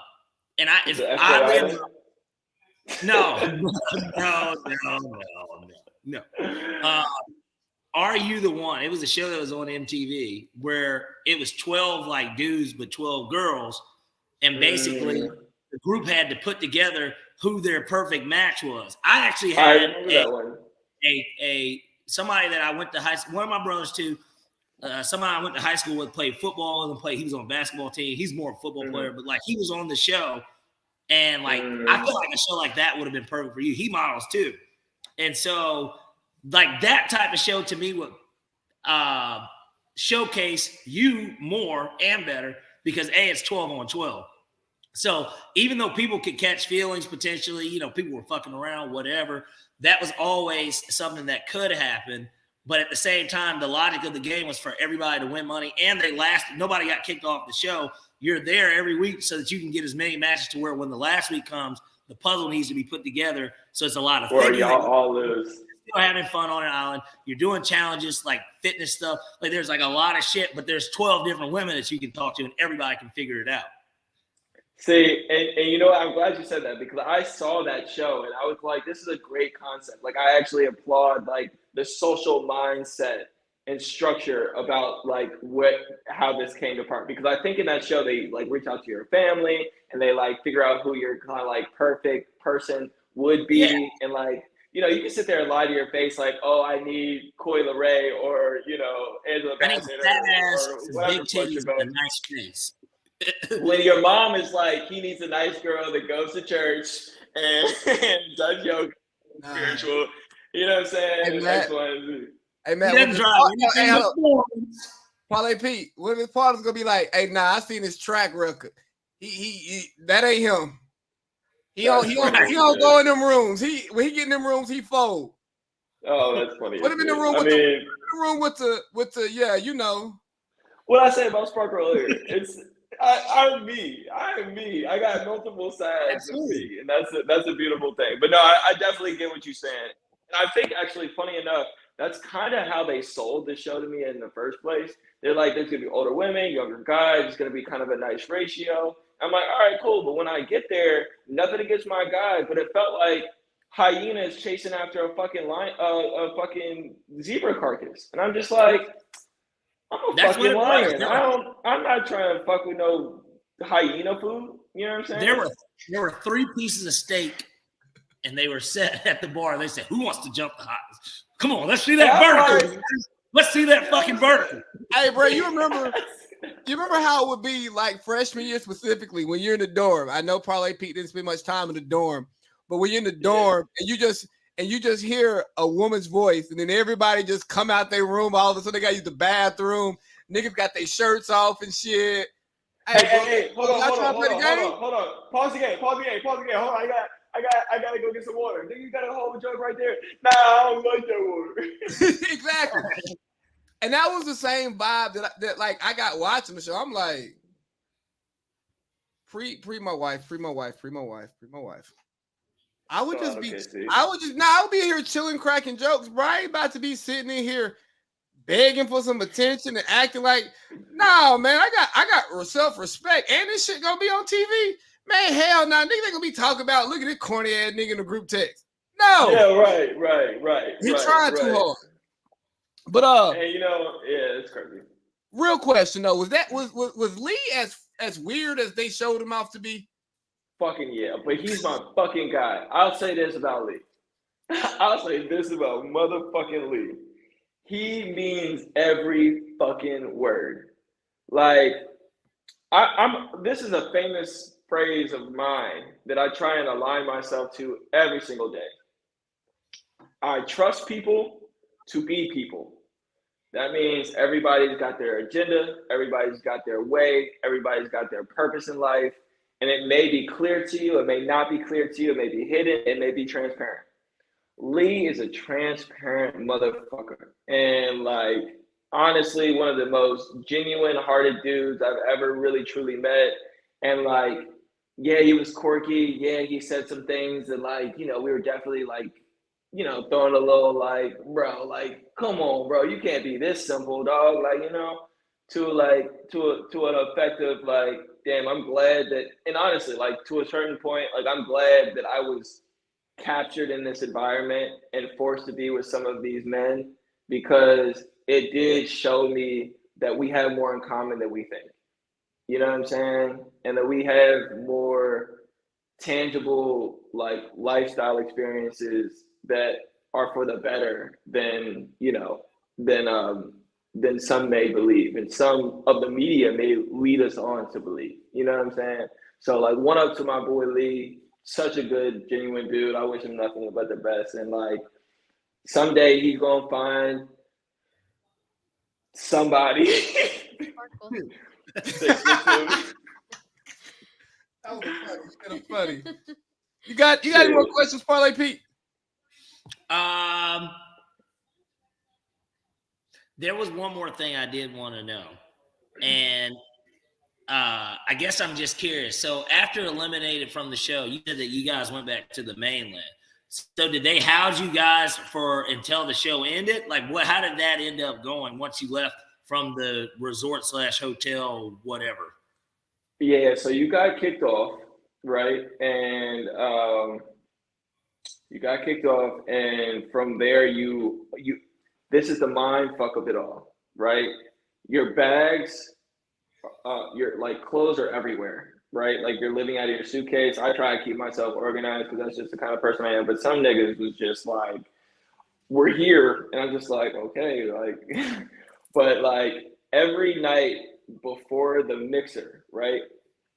Every night before the girls came in and we vibed and there was music and drinking and shit like that, you had to have your bags completely packed. And when you leave, you don't go back to the house. They pick your stuff up, they put you in a van, and they ship you off to the place where all the producers are hanging out. Some of our producers were fine as shit though too. I want them to hear that. Hey, you know who you are. Honestly, all y'all are a little cute, you know what I'm saying? Shit.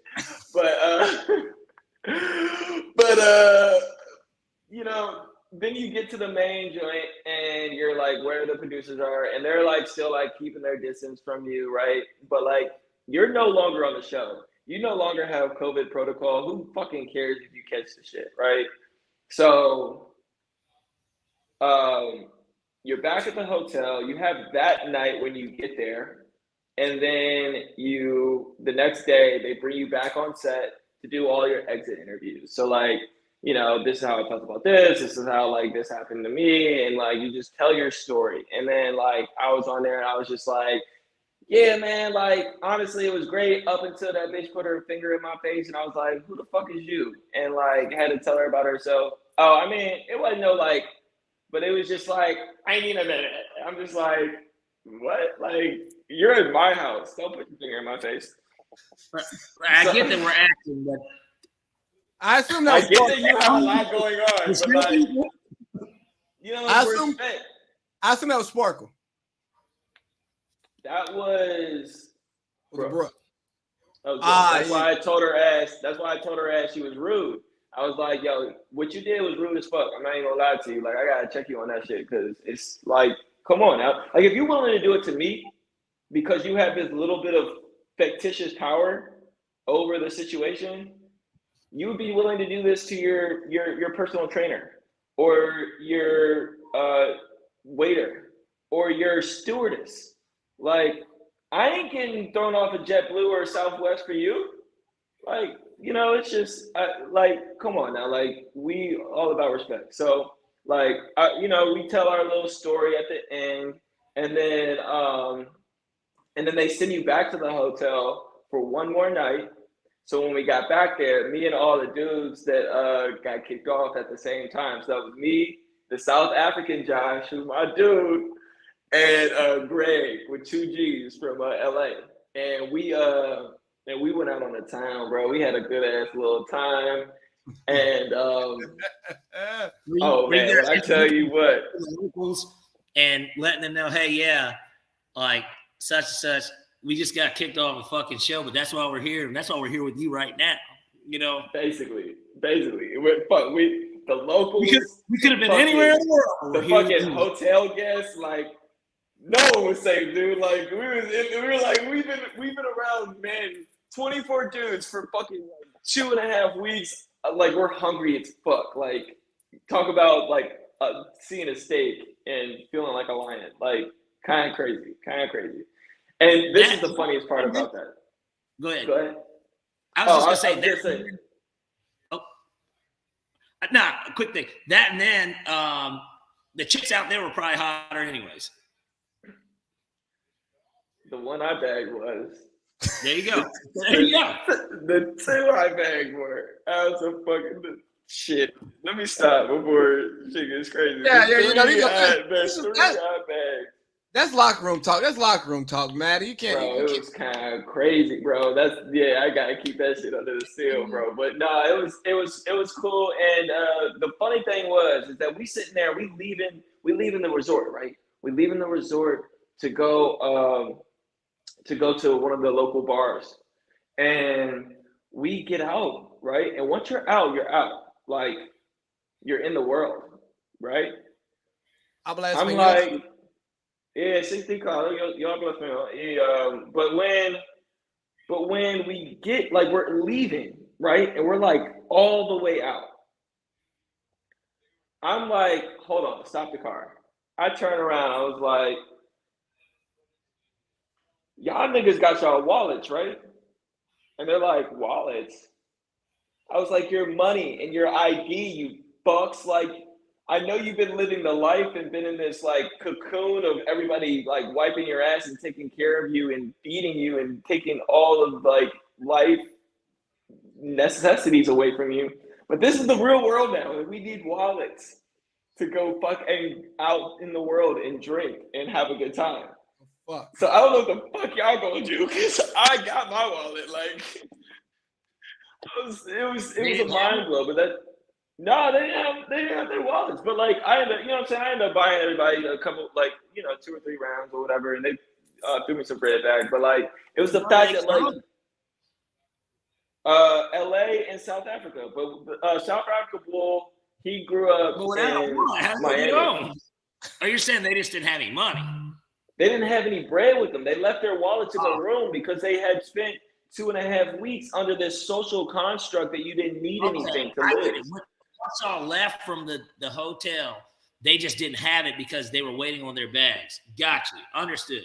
But you they were just irresponsible. No, they were just irresponsible. They were fucking children. They were like, mommy's got it. I'm like, I mean, you were one of the older guys. Nigga. You were one of the older guys on the show. You were OG. You supposed to, help them young boys out. Hey, Shit. When Luis got tossed, was that shit funny? Or was it like, hey, bro, you doing all this, you know what I mean? It's a mind thing. When Luis got tossed, it really fucked with me because I'm very into yoga and I'm very spiritual, and so is he. So me and him clicked immediately. Like, that's my homie, that's my boy. I'm actually going out to Colombia to like fuck with him, type of shit, just to fuck with him. You know what I'm saying? And and when he got kicked off, I took it hard, dude. Like, I'm like, damn, I don't fuck with the girls on here for real. I'm feeling kind of like drained of my energy. Like, my best like homie just left.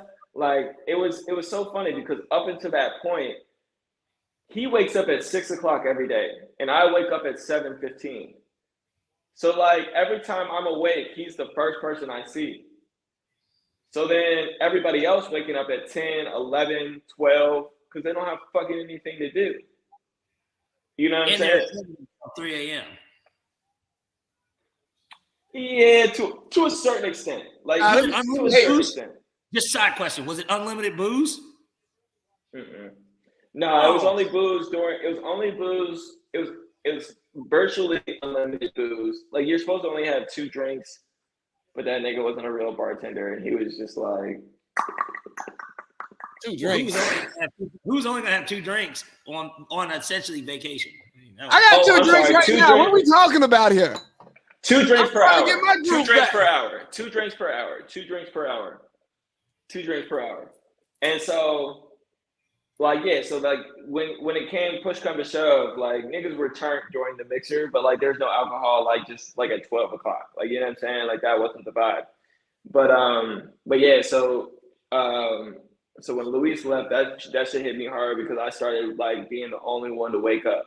And so like, yeah, I was talking to one of my boys, and I'm just like, yo, like, man, I'm feeling kind of crazy because like Luis is like a respectful guy. I can't imagine him saying like all the shit that he said, X, Y, and Z. And then it turned out that he talked to Steven about this shit. And I think it was more or less the fact that like he was like, oh, this isn't what I signed up for. Let me go ahead and like put myself out on some shit. So you just never know. But how many times have we been together and just talked about a situation, expecting the conversation to stay in those confines, you know, and for it to get aired out and not being properly contextualized, you know, we're gonna be hyperbolic in our feelings when we're telling the story, adding extra gas to it, and then somebody go turn around and go tell whoever, tell mommy and shit. Yeah, it felt weird. But I will say this. That motherfucker knew what he was getting himself into with that conversation. Because you're mic'd up only for a certain amount of time. So if you're mic'd up and you're put into an area and your camera's on you, you know they film. So what you're saying, like what you're saying now, like also in that same breath, there's 24 men, 3 ladies, and it's about them. You're only gonna get 1/30th of airtime. Like just mathematically, probability, you guys do probability all the fucking time. Probability's sake, your average occurrences are going to be 1 of 30 moments within the amount of show that they actually show between the 8 episodes. So, right. So like within that space, you know, if you mic'd up and you're saying some shit, you're saying it because like you almost want someone to know that's what you're saying. And now there's still a line of that where it's genuine because reality TV, but like to be in that moment, you know what you're saying, and like it wasn't no mistake that he said what he said, and that he was probably ready to go. That's my interpretation. He ain't say that to me necessarily like straight up and down, but like that's definitely my interpretation.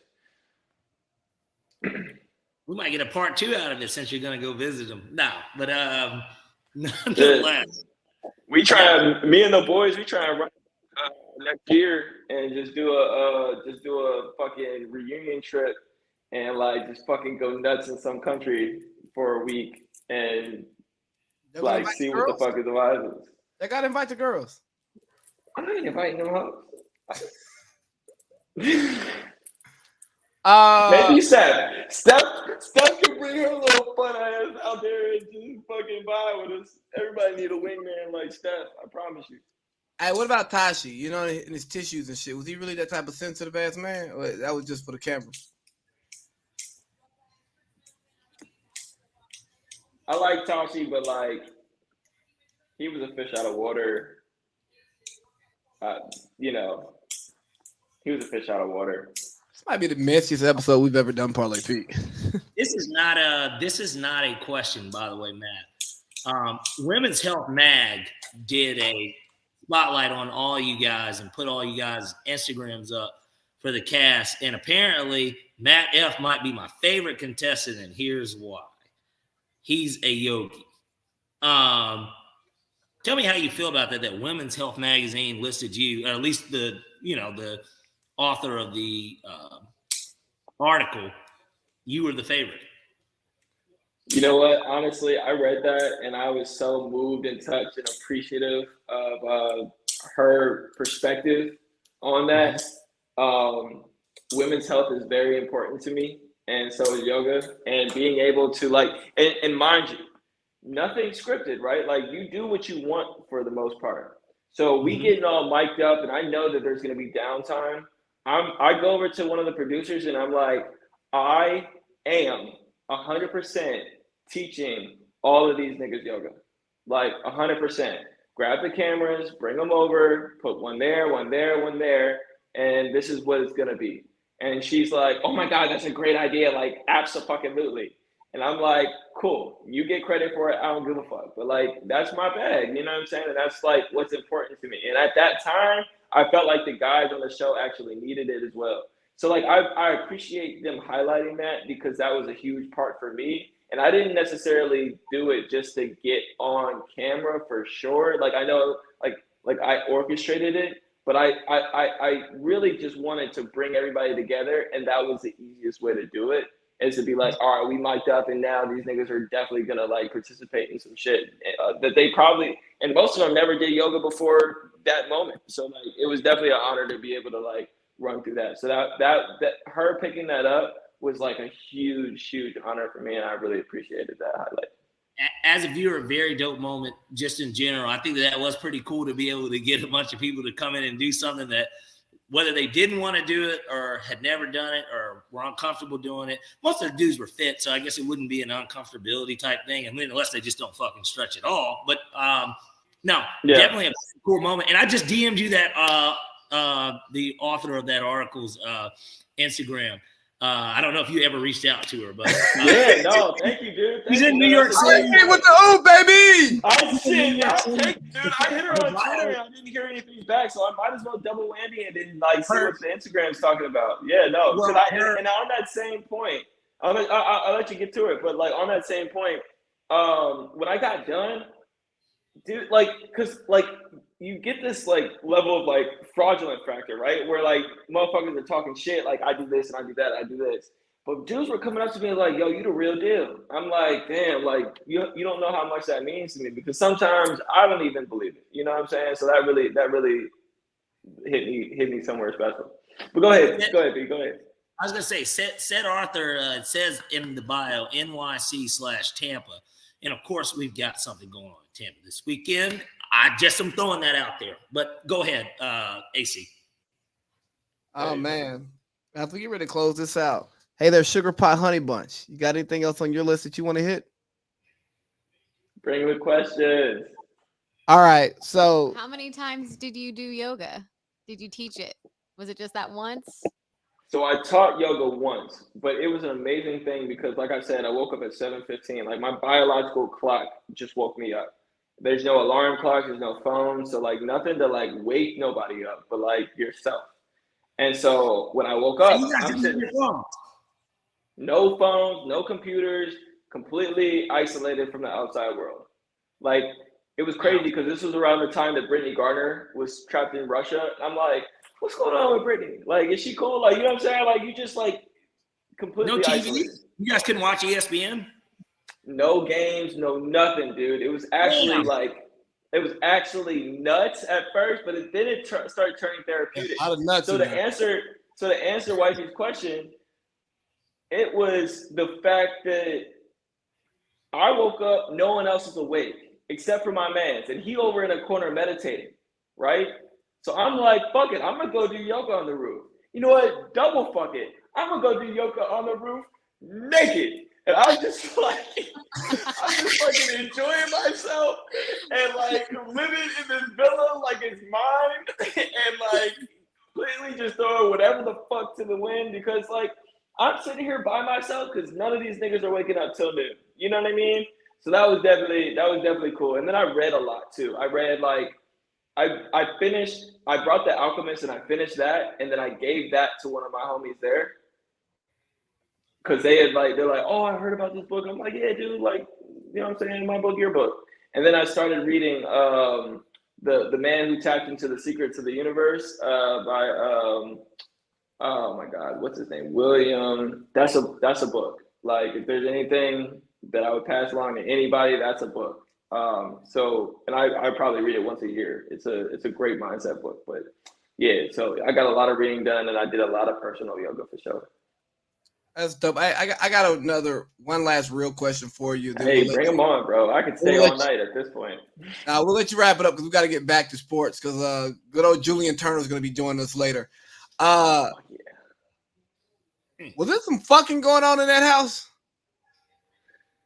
that didn't get showed on camera? I don't need names. That's a yes. Probably. I'm a guy, just like most men. I wake up, I go to sleep, and about 3 to 4 times during the middle of the day, we just have erections. It just is what it is. It just is what it is. I mean, you're a healthy guy, you got good blood flow, that's just what's gonna happen. Funny story. Hey, hold on, real quick, funny story. I'm sitting in my office today, doing some work, being productive. Somebody and I got the door closed. Somebody knocks on my door, and I'm like, "Fuck, I got random wood right now." I gotta hit the tuck real quick, and I had on some gray sweats in my pants. I'm like, "Fuck, man! Like, let me put this bad boy down real quick before I go to the door." Even better, fucking to the waistband. Huh? Oh no, you might bust a load of your belly button. If you're ridiculously hard, it's gonna work. But if it's manageable, you can do that. You can do that. I just tuck it to the side. I just pick a leg and just slide it over there. Yeah, that's how I do it. I'm a lefty guy. I'm a right-handed motherfucker, but I'm a left-legged motherfucker. It's way too much fucking information. But I will say this though. I mean, and I can really only speak for myself. And I think I remember some of the other guys feeling this, but it was just like, I don't even feel like it. Like my body is just like there's no need to be hard. There's only testosterone around you. You know what I'm saying? Whoa, that's crazy. So y'all know who I work for, right? And we don't talk about that on this platform. But when I went away and did like 6 weeks of training, one time I was surrounded by men all 6 weeks. I was worried about myself because I did not have an erection the whole 6 weeks I was there. You know what I'm saying? Like, I didn't have like one rando. I was just. It's just like, damn, a nigga's just literally a fucking. Somebody all day long, dude. It's just like I like. That is even like me, like right there that you can pick up to reference for this smoke. I'm just saying, it's literally a fucking dust in the wind at this point. Like, absolutely no stimulation, no desire to even have stimulation, and that was pretty therapeutic too. Like, not like feeling like not having the influences of social media and like porn at your fingertips and like brushing against a girl at well, I'm not gonna say that because Me Too and shit. But like, you know what I'm saying, brushing against a girl by accident or just seeing her walk down the street, motherfucking shit. I'm just like, damn, I want me a piece of that. I see steak and I'm hungry. But like at a certain point, like it's just like now you're in your own mind. Now you're in your own mind, and it's a great fucking place to be when you like start silencing some of that like background noise that's not really your voice. And I think that was huge for me to like experience on that island. Now, as soon as I got back, you know what I'm saying? But I mean, that's only supposed to be a temporary state. Matt was looking for this. All right, so as we wrap this up, anything else you want to tell us about your experience? Because it sounds like you ended up finding your own groove at the Paradise Hotel with what's my man's name? Oh, Pedro. How you say his name? Pedro. Fucking Pedro. He's like reason for checking right. out. Weird ass name. Huh? He was like reason for checking out, sir. Motherfucker just sitting there being a dickhead. He's like, okay. Why you? He was funny. He was funny. Nah, man. Honestly, like I said, it was a great experience. The guys on there, they really did a good job casting and got some really good dudes. If I had one piece of advice for them, cast more women. I'm sure it's difficult casting women who are comfortable coming in their 40s. I've been on social media now after the event, and I'm like, back in the groove, Megan Good looking for a new husband, Nia Long no longer with Buddy. Like, y'all need to get to work. Like, y'all need to put motherfuckers back in the game. Yeah, Matt, sounds like to me, the way you just named those two women, and then the idea that Tay Diggs was there, that we're looking to get a best man / what's the Steve Harvey book? Not Why Did I Get Married, but naming Megan Good. Think Like a Man. Yeah. It sounds like you're trying to get back into that type of group. Honestly, and like that was somewhat of my expectation. Like if they had a Megan Good on there. Well, it might have been a little bit of fight for somebody like that. Megan Good is 40. Megan Good is 40. Hey, if they had a Megan Good on there. Nah, bro, you had to do it with a sparkle. And she was cute. She's got this real strong face. Like just everything about her is just like so like serious. I'm just like, damn, why is everything so serious? You don't laugh. You don't like the kiki. She's been around the scammer lifestyle. A bunch of cool guys. You are not fucking wrong, dude.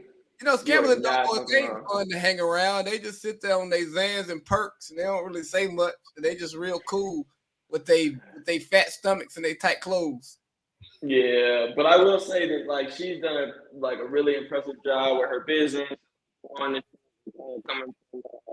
from like her own like foundational story, very inspirational. Shorty definitely worked hard for hers, and like Atlanta's one of those cities that you're the minority if you work 9 to 5.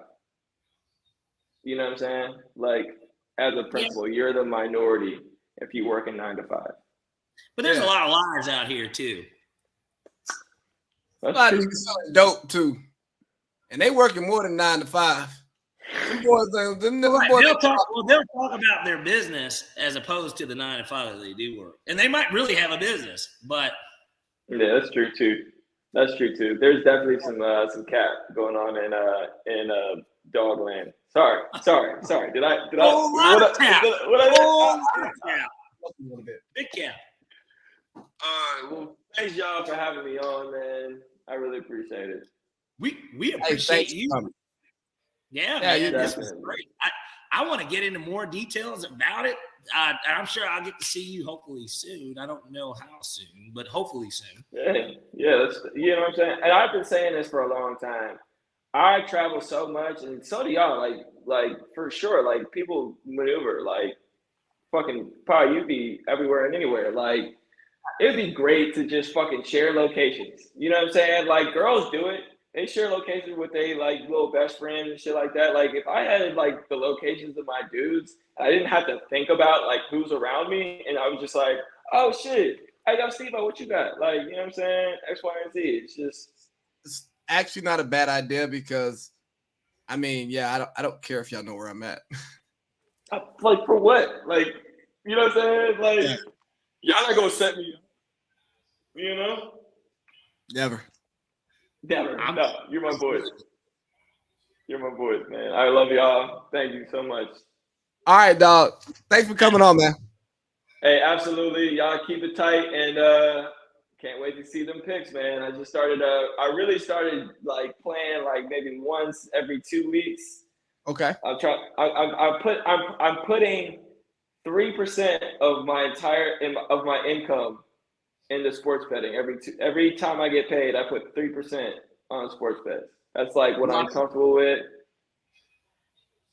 I promise you, we're not going to disappoint for the playoffs because this is when it gets serious.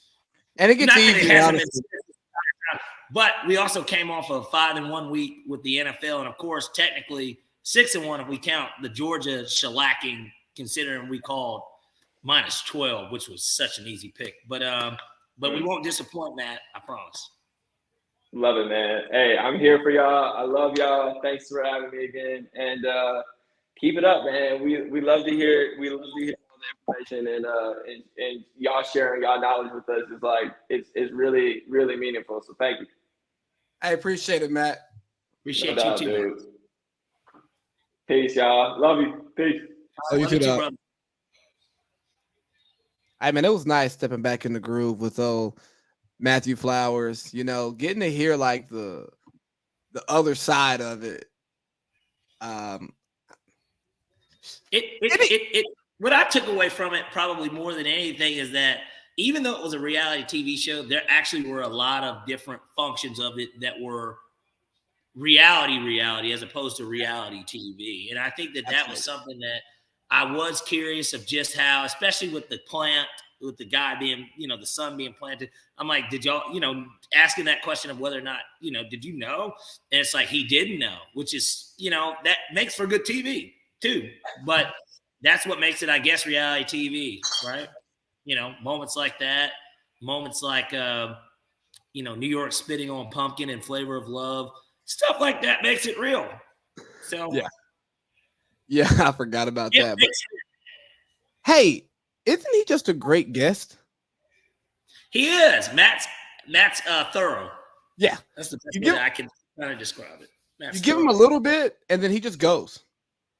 Yeah, he's a patient runner like Lev Bell used to be when the Steelers were actually decent, which I guess would transition to the next hour. But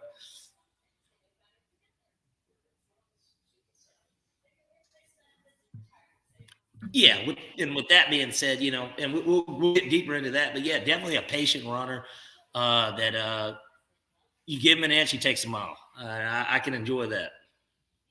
Absolutely. So that was hour 2. It's time for hour 3. We got what we got for hour 3? Got to talk a little Steelers with Jude Turner, playoff preview, some coaching stuff. You want to go ahead and just see if Jude Turner's ready to talk a little football? Well, I say that we get into the coaches stuff, and then we tailgate with the last coaching job being that, and then we get Mr. Turner online. And actually, we can go ahead and message him, unless you do want to call. We can call him now. I mean, it doesn't. Hey, go ahead and talk the coaching piece. I'll be right back. Okay. Well, we've completed another regular season of the NFL, and with the completion of the regular season comes jobs becoming available, aka Black Monday. This year's Black Monday wasn't as great as the prior seasons in the NFL. Typically on Black Monday, you see about 4 to 5 head coaches got. This year there were only 2 specifically, with Cliff Kingsbury and Lovie Smith. And Lovie Smith, technically, he got fired kind of after the game, so technically he got on Sunday night. But either way, there were also already 3 other head coaching positions open. And with the playoffs still looming, there could be more, because there could be a playoff team that gets their coach got. But definitely a fun time in the NFL for the non-playoff teams as it is for the playoff teams, because now you can look forward to next season and what it is that you've got to get accomplished in order to make your team one of those playoff teams. So we'll start off by just looking at the 3 vacant coaching jobs that were kind of open. Start with the first coach that got fired, Matt Rule. Carolina Panthers job open. Steve Wilkes, interim coach, did a fantastic job. I believe he went 500, 5-5 down the stretch to end the season, and they had a respectable 7-10 considering what that roster was. Next job, you've got the Denver Broncos. You've got Nathaniel Hackett getting hacked. And then who was the interim coach? I forgot. I know that the defensive coordinator was not who they brought in. It was someone else, because he didn't want to take the job. Probably because he didn't want to fuck up his own chances of getting a head coaching job, or potentially a better DC gig that would pay him a little bit more money. Then the next job that was vacant, well, the final of the 3 in-season firings that was vacant, was Frank Reich's position with the Colts that went to Jeff Saturday that sent shockwaves through the NFL. And, of course, Jeff Saturday ended up finishing 1-7 with Jim Irsay reaffirming that he would be a viable candidate to continue the job. I don't know anyone that's going to want that Colts job, and maybe that's why he keeps saying that about Jeff Saturday, because Jeff Saturday is probably going to want the job. And with the fresh offseason, who knows? Maybe he can be a decent coach. We don't know, but certainly there were probably more qualified and more deserving candidates. And then you've got the two positions that did open. You've got Cliff Kingsbury in Arizona, something that me and AC spoke about ad nauseum at the start of the season, really even last offseason, on what was going to happen in the desert out there in Phoenix. And it comes as no surprise that he ended up getting got, even though now there's rumors that he could be the offensive coordinator of the New England Patriots, which would probably be a little bit better of a fit. I feel like he's more of an OC to begin with. I mean, he's a college coach anyways, but, you know, he's a Belichick guy, former third stringer for the Patriots when they won the Super Bowl in the early 2000s. And then the next job, or the final job, at least that is somewhat open, is the Houston Texans, team that's got a boatload team that's got they've got their number 2 pick in the draft. They've got a lot that they've got going on. And, you know, it could be a whirlwind for these coaching jobs. That's for sure. All right, so I'm back. Okay. So yeah, I heard you. I came in when you talking about Cliff possibly being the OC for the Patriots, right? Is that what I heard? Yeah, I just went down that, you know, Black Monday was not as black as many people can remember in recent history, because there were only 2 firings, with one of them really happening Sunday after their game had finished. So Cliff Kingsbury really being the only coach that got, and then just running through the 3 vacant head coaching positions that came in season. Oh, yeah. So we got Indy, we have not San Fran, Carolina, we have Houston, Denver, and yeah, it's only 5. This is a low year. And there could be potentially one, of course, once the dust settles from Wild Card Weekend. I think a lot of people, even though Jerry Jones has come out and said that that isn't going to necessarily be the case, I don't believe that to be true at all. And I think that he just doesn't want him thinking that I have to win this game to keep my job. Right. So looking at him, you know, I think it's interesting because I don't see a job that I'd just be happy about having. Like, there's not like a great job out there. Now, if you think you can restore Russell, like maybe Harbaugh can, I think that can become a good job. But I mean, even the Rams, a job that may be there that we haven't talked about yet because McVay is burned out and it's going to go do some media for a while. That job opens up. You have a broken Matthew Stafford, Cooper Kupp coming off of a major injury, and no cap space. And a lot of his staff, I mean, which obviously is an indication that he's going to be gone. Certainly in a team like that just won the Super Bowl, you're going to want to retain some of the staff members. Like Raheem Morris is going to be very much so sought after as a DC, you know, for any job. Well, and a head coaching job, obviously. Like, he should be getting another head coaching job look now. I could tell you a team like Arizona, because they're not going to get Sean Payton. I could see a team like Arizona bringing him in. Honestly, if there was a job that he would actually get, I could see it being like Arizona. Yeah, because Michael Bidwell probably the least ideal job to get, honestly, of the. Well, Michael Bidwell's cheap, and you probably could underpay to get Raheem Morris to come be your head coach because he wants to be a head coach again, you know. So it kind of fits what they're probably doing. Not going to be good that first year unless you sign a solid Jimmy G's not going to Arizona knowing his college job. So you're going to have to pick from kind of a scrap heap of quarterbacks, but somebody that can, maybe Mike White, right? If the Jets don't retain the backup, he's somebody that would jump at the idea of they're going to pay me $18 million for this 1 year to come in and be the guy. And I'm pretty much going to start. And if all goes well, then we start rethinking Kyler Murray, maybe. Yeah. I think it's going to be interesting to see because I don't see a hot coaching like prospect out there. Yeah, you got Harbaugh and you got Sean Payton. Mm-hmm. But Peyton, for one, is so established. I think that he's going to be looking for a lot of specifics for the job that he chooses. And Harbaugh, he's trying to get a pay raise at Michigan because Mel Tucker's making more money than he is. Or if he's actually trying to go to the league, I'm confident in his ability to turn a team around. But at the same time, like, unless Russell Wilson turns into just a top 15 quarterback, a top half of the league quarterback, bro, like, you just have a lot working against you. Yep. I mean, because Chicago, they just changed over their coach in front office last year with the number 1 pick. Houston is more than the number 2 overall pick away from showing you anything that you'd like. Yeah, they got a couple of players. They got Damian Pierce. They got Derek Stingley. So you see, okay. They have a little money. They'll have Mechie next season, assuming that he comes back and is who he was. Hopefully. And they're in a positive about that job too is you're in Texas, so you get to keep more money. Yes. And you're in a bad division for the most part. I mean, the Jaguars certainly appear to be the team that will be taking over to be the class, but it's still the Jacksonville Jaguars. And whenever they've had a season like this where they do make the playoffs and they do win the division, it doesn't last very long.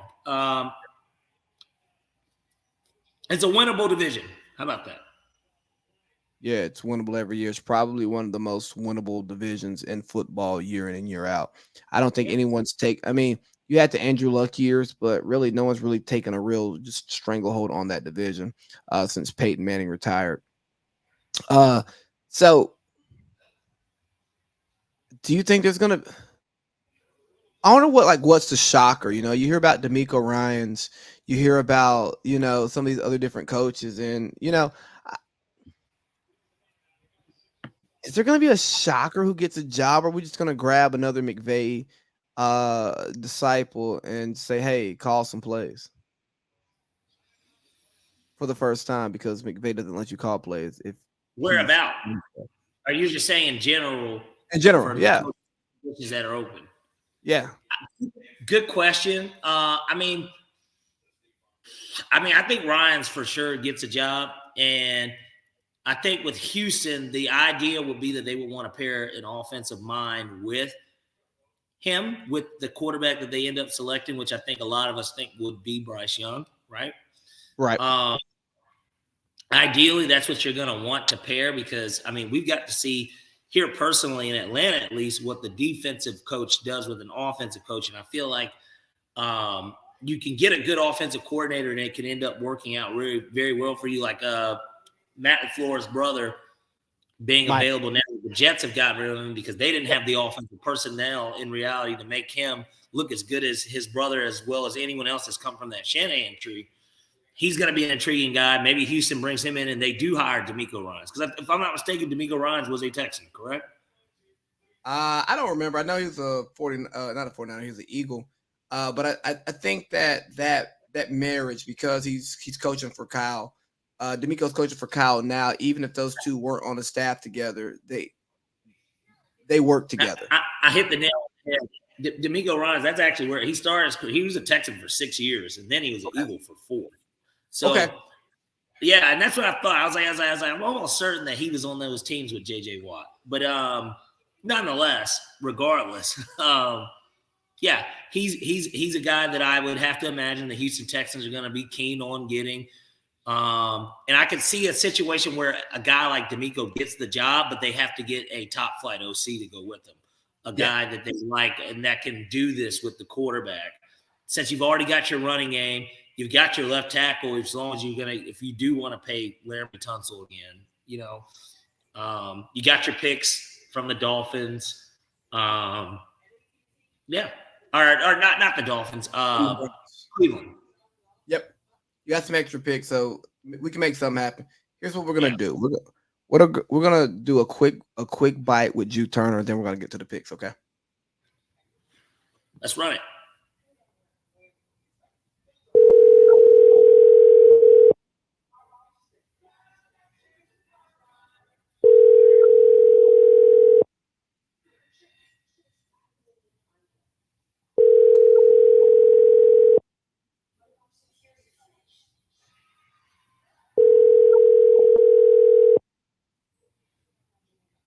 We got no answer there, but to kind of just tease it a little bit, we're talking to a Steelers fan who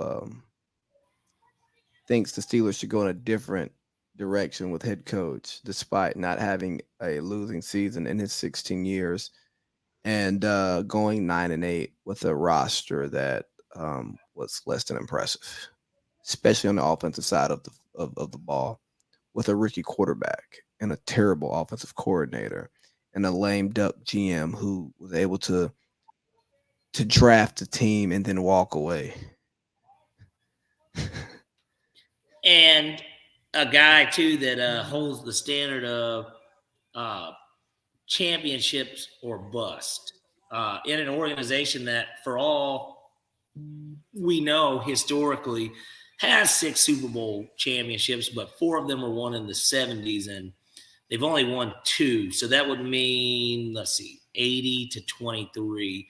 In 43 years, they've only got 2 titles. And I know that they lost 2 Super Bowls as well, one in the 90s and then one when they lost to the Packers. But at the same time, 2 Super Bowl titles in 43 years, I don't think that you can really be upset with the idea of not winning the Super Bowl but having a winning season, especially when your coach will be sought after by many. Mike Tomlin would have all 5 coaching vacancies that are currently open. They would all offer him the job of the Steelers 5 today.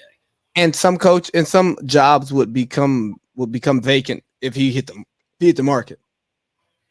Right. There will be people that would want to entertain the idea of getting a guy like that doesn't lose, because that's the name of the game, winning and losing, and he doesn't do it. Whether it's not winning playoff games or not making the playoffs, he's still not every year you've got a chance, no matter what. And that's all you can ask for in a winning franchise and organization. Les Snead would say, "Hey, Sean, you got 2 days to make your decision, man. We're making an offer on Tomlin if you're playing around with this. You're our guy if you want to stay here, but don't make me wait." Yeah. You know one team who wouldn't offer him a job? Who? Cowboys. That's because they've got their eyes set on exactly who it is that they want to hire. Wouldn't matter. Would matter. You just think that they don't want a black coach in Dallas. Is that? I didn't say that at all. I didn't say that at all. But Well, then what is it? That's what it is. Hey, I think Sean Payton's exactly who they want in reality. He is. Because that's been a rumor for a better part of the last decade. So, you ready to hit that 6-pack? Yes, sir. All right, let's get that 6-pack going. All right, we've got the first edition of the 6-pack for the 2023 NFL playoffs, and we're going to get into it, and we're just going to actually go in order of the games with these. So we'll start off with the Seattle Seahawks at the San Francisco 49ers. I like the 9.5. I don't see how you don't lay it. The 49ers have been the hottest team in the NFL. Seattle's lucky to be there. They're just happy to be at the dance. So we're going to roll with the 49ers minus 9.5. I think that that's a relatively easy one to lay. The next game, Saturday night's game, probably the closest contested game. We got I was about to say San Diego, the Los Angeles Chargers at the Jacksonville Jaguars. We're going to take over 47.5. This opened up at 47, but I still like it going over 47.5. 2 young, bright quarterbacks should see a lot of points get put up on the board. Next game, we've got the Miami Dolphins at the Buffalo Bills. This is the 1 o'clock window on Sunday. I like under 43.5. I think with Skylar Thompson starting, I just don't see the Dolphins being able to put up the points. We got to see him put up a big 6 against who was it that they played? Somebody. They scored 6 fucking points. I don't see them really doing much better in Buffalo and probably rugged conditions. Plus, do it for DeMar being, and he might be at the game. Who knows what'll fucking happen? They might pull that stop out, but we'll see. Next, we got the 4 o'clock window. My first upset of the day. We got the New York Giants at the Minnesota Vikings. Already played this season. Game-winning field goal for the Vikings to win that game. I don't think that they're going to be as lucky, especially with a week's rest for the Giants. Give me the Giants money line to go into Minnesota and advance to the next round. Then finally, we got the Sunday, well, not finally, but then we got the Sunday night wild card game, which is the Baltimore Ravens at the Cincinnati Bengals. Lamar Jackson's ass is not fucking playing because he hasn't practiced, and Tyler Huntley might not even play because there was no media availability when he was supposed to be throwing the football. So we're going to roll with the Bengals minus 6.5. I bought half a point here because it opened at 6.5. And even though I think they will cover the 8, we'll just leave that little wiggle room that they'll win by touchdown. So give me minus 6.5 Bengals. And then finally, the game of the week, we've got the Dallas Cowboys at the Tampa Bay Buccaneers. Possibly Tom Brady's last game. Probably isn't. And then we've got the Dallas Cowboys, this team that looked terrible last week and then just historically has not been a great playoff team over the last 2 decades. But probably Pete's going to roll with the Dallas Cowboys on the money line. I think that they are a more complete team, and I'm not going to be fooled by Tampa just because they have Tom Brady and the Cowboys look bad last week. You know what? I like that 6-pack. So we got the 49ers minus 9.5. We got Chargers at Jacksonville over 47.5. We got Dolphins at Bills under 43.5. Mm-hmm. We got the Giants on the money line. We got the Bengals minus 6.5, and we got the Cowboys on the money line. That is correct. Oh man, you like it? I love it. Now it's time for Lee's three. Let's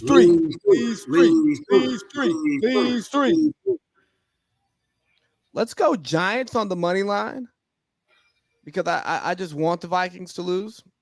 Okay. Let's take that Bengals minus 6.5 because the Baltimore Ravens are going to throw a third-string quarterback out there with the best team in the league going into the playoffs, and Lamar Jackson is showing his worth. You know, when you hear people talk about I'm worth this, I'm worth that, I don't deserve, the market dictates worth. And Lamar is showing you his worth. And if y'all let him go to free agency, or if y'all just franchise him and dangle him out there at the trade piece, y'all are going to see what his true worth is there in Baltimore. And then finally, give me them boys on the money line. How about them Cowboys? I'm a little surprised that you're going that route, but okay. No, I think the Buccaneers are a terrible football team. Me too. I'm not going to be fooled by how bad the Cowboys looked in their last week, knowing that somebody, I mean, maybe that didn't have anything to do with it, but the Eagles got out to a 13-0 lead like in the first quarter. They knew the Giants were playing. They didn't even play Tyrod Taylor. They played their third stringer, Davis Webb. I mean, so. Ambrose, the Buccaneers are 8-9, and there's 3 games I can think of that they should have lost. That too. One being to the Falcons earlier in the season. One Falcons game. Rough in the passer called it. One of the Saints games. Yep. And I can't think of the other one, but and one in the Carolina game. Like those are 3 games they should have lost. So all division too. Yeah, I'm not impressed with them, and I'm not going to act like I'm impressed. Anything else to add, Parlay Pete, before we get out of here? No, I think that's about it. All right, man. Enjoyed the show. We'll have the stuff up for you tomorrow, and I will see you on Friday. We'll see you then, sir. All right, man. All right. Out of here.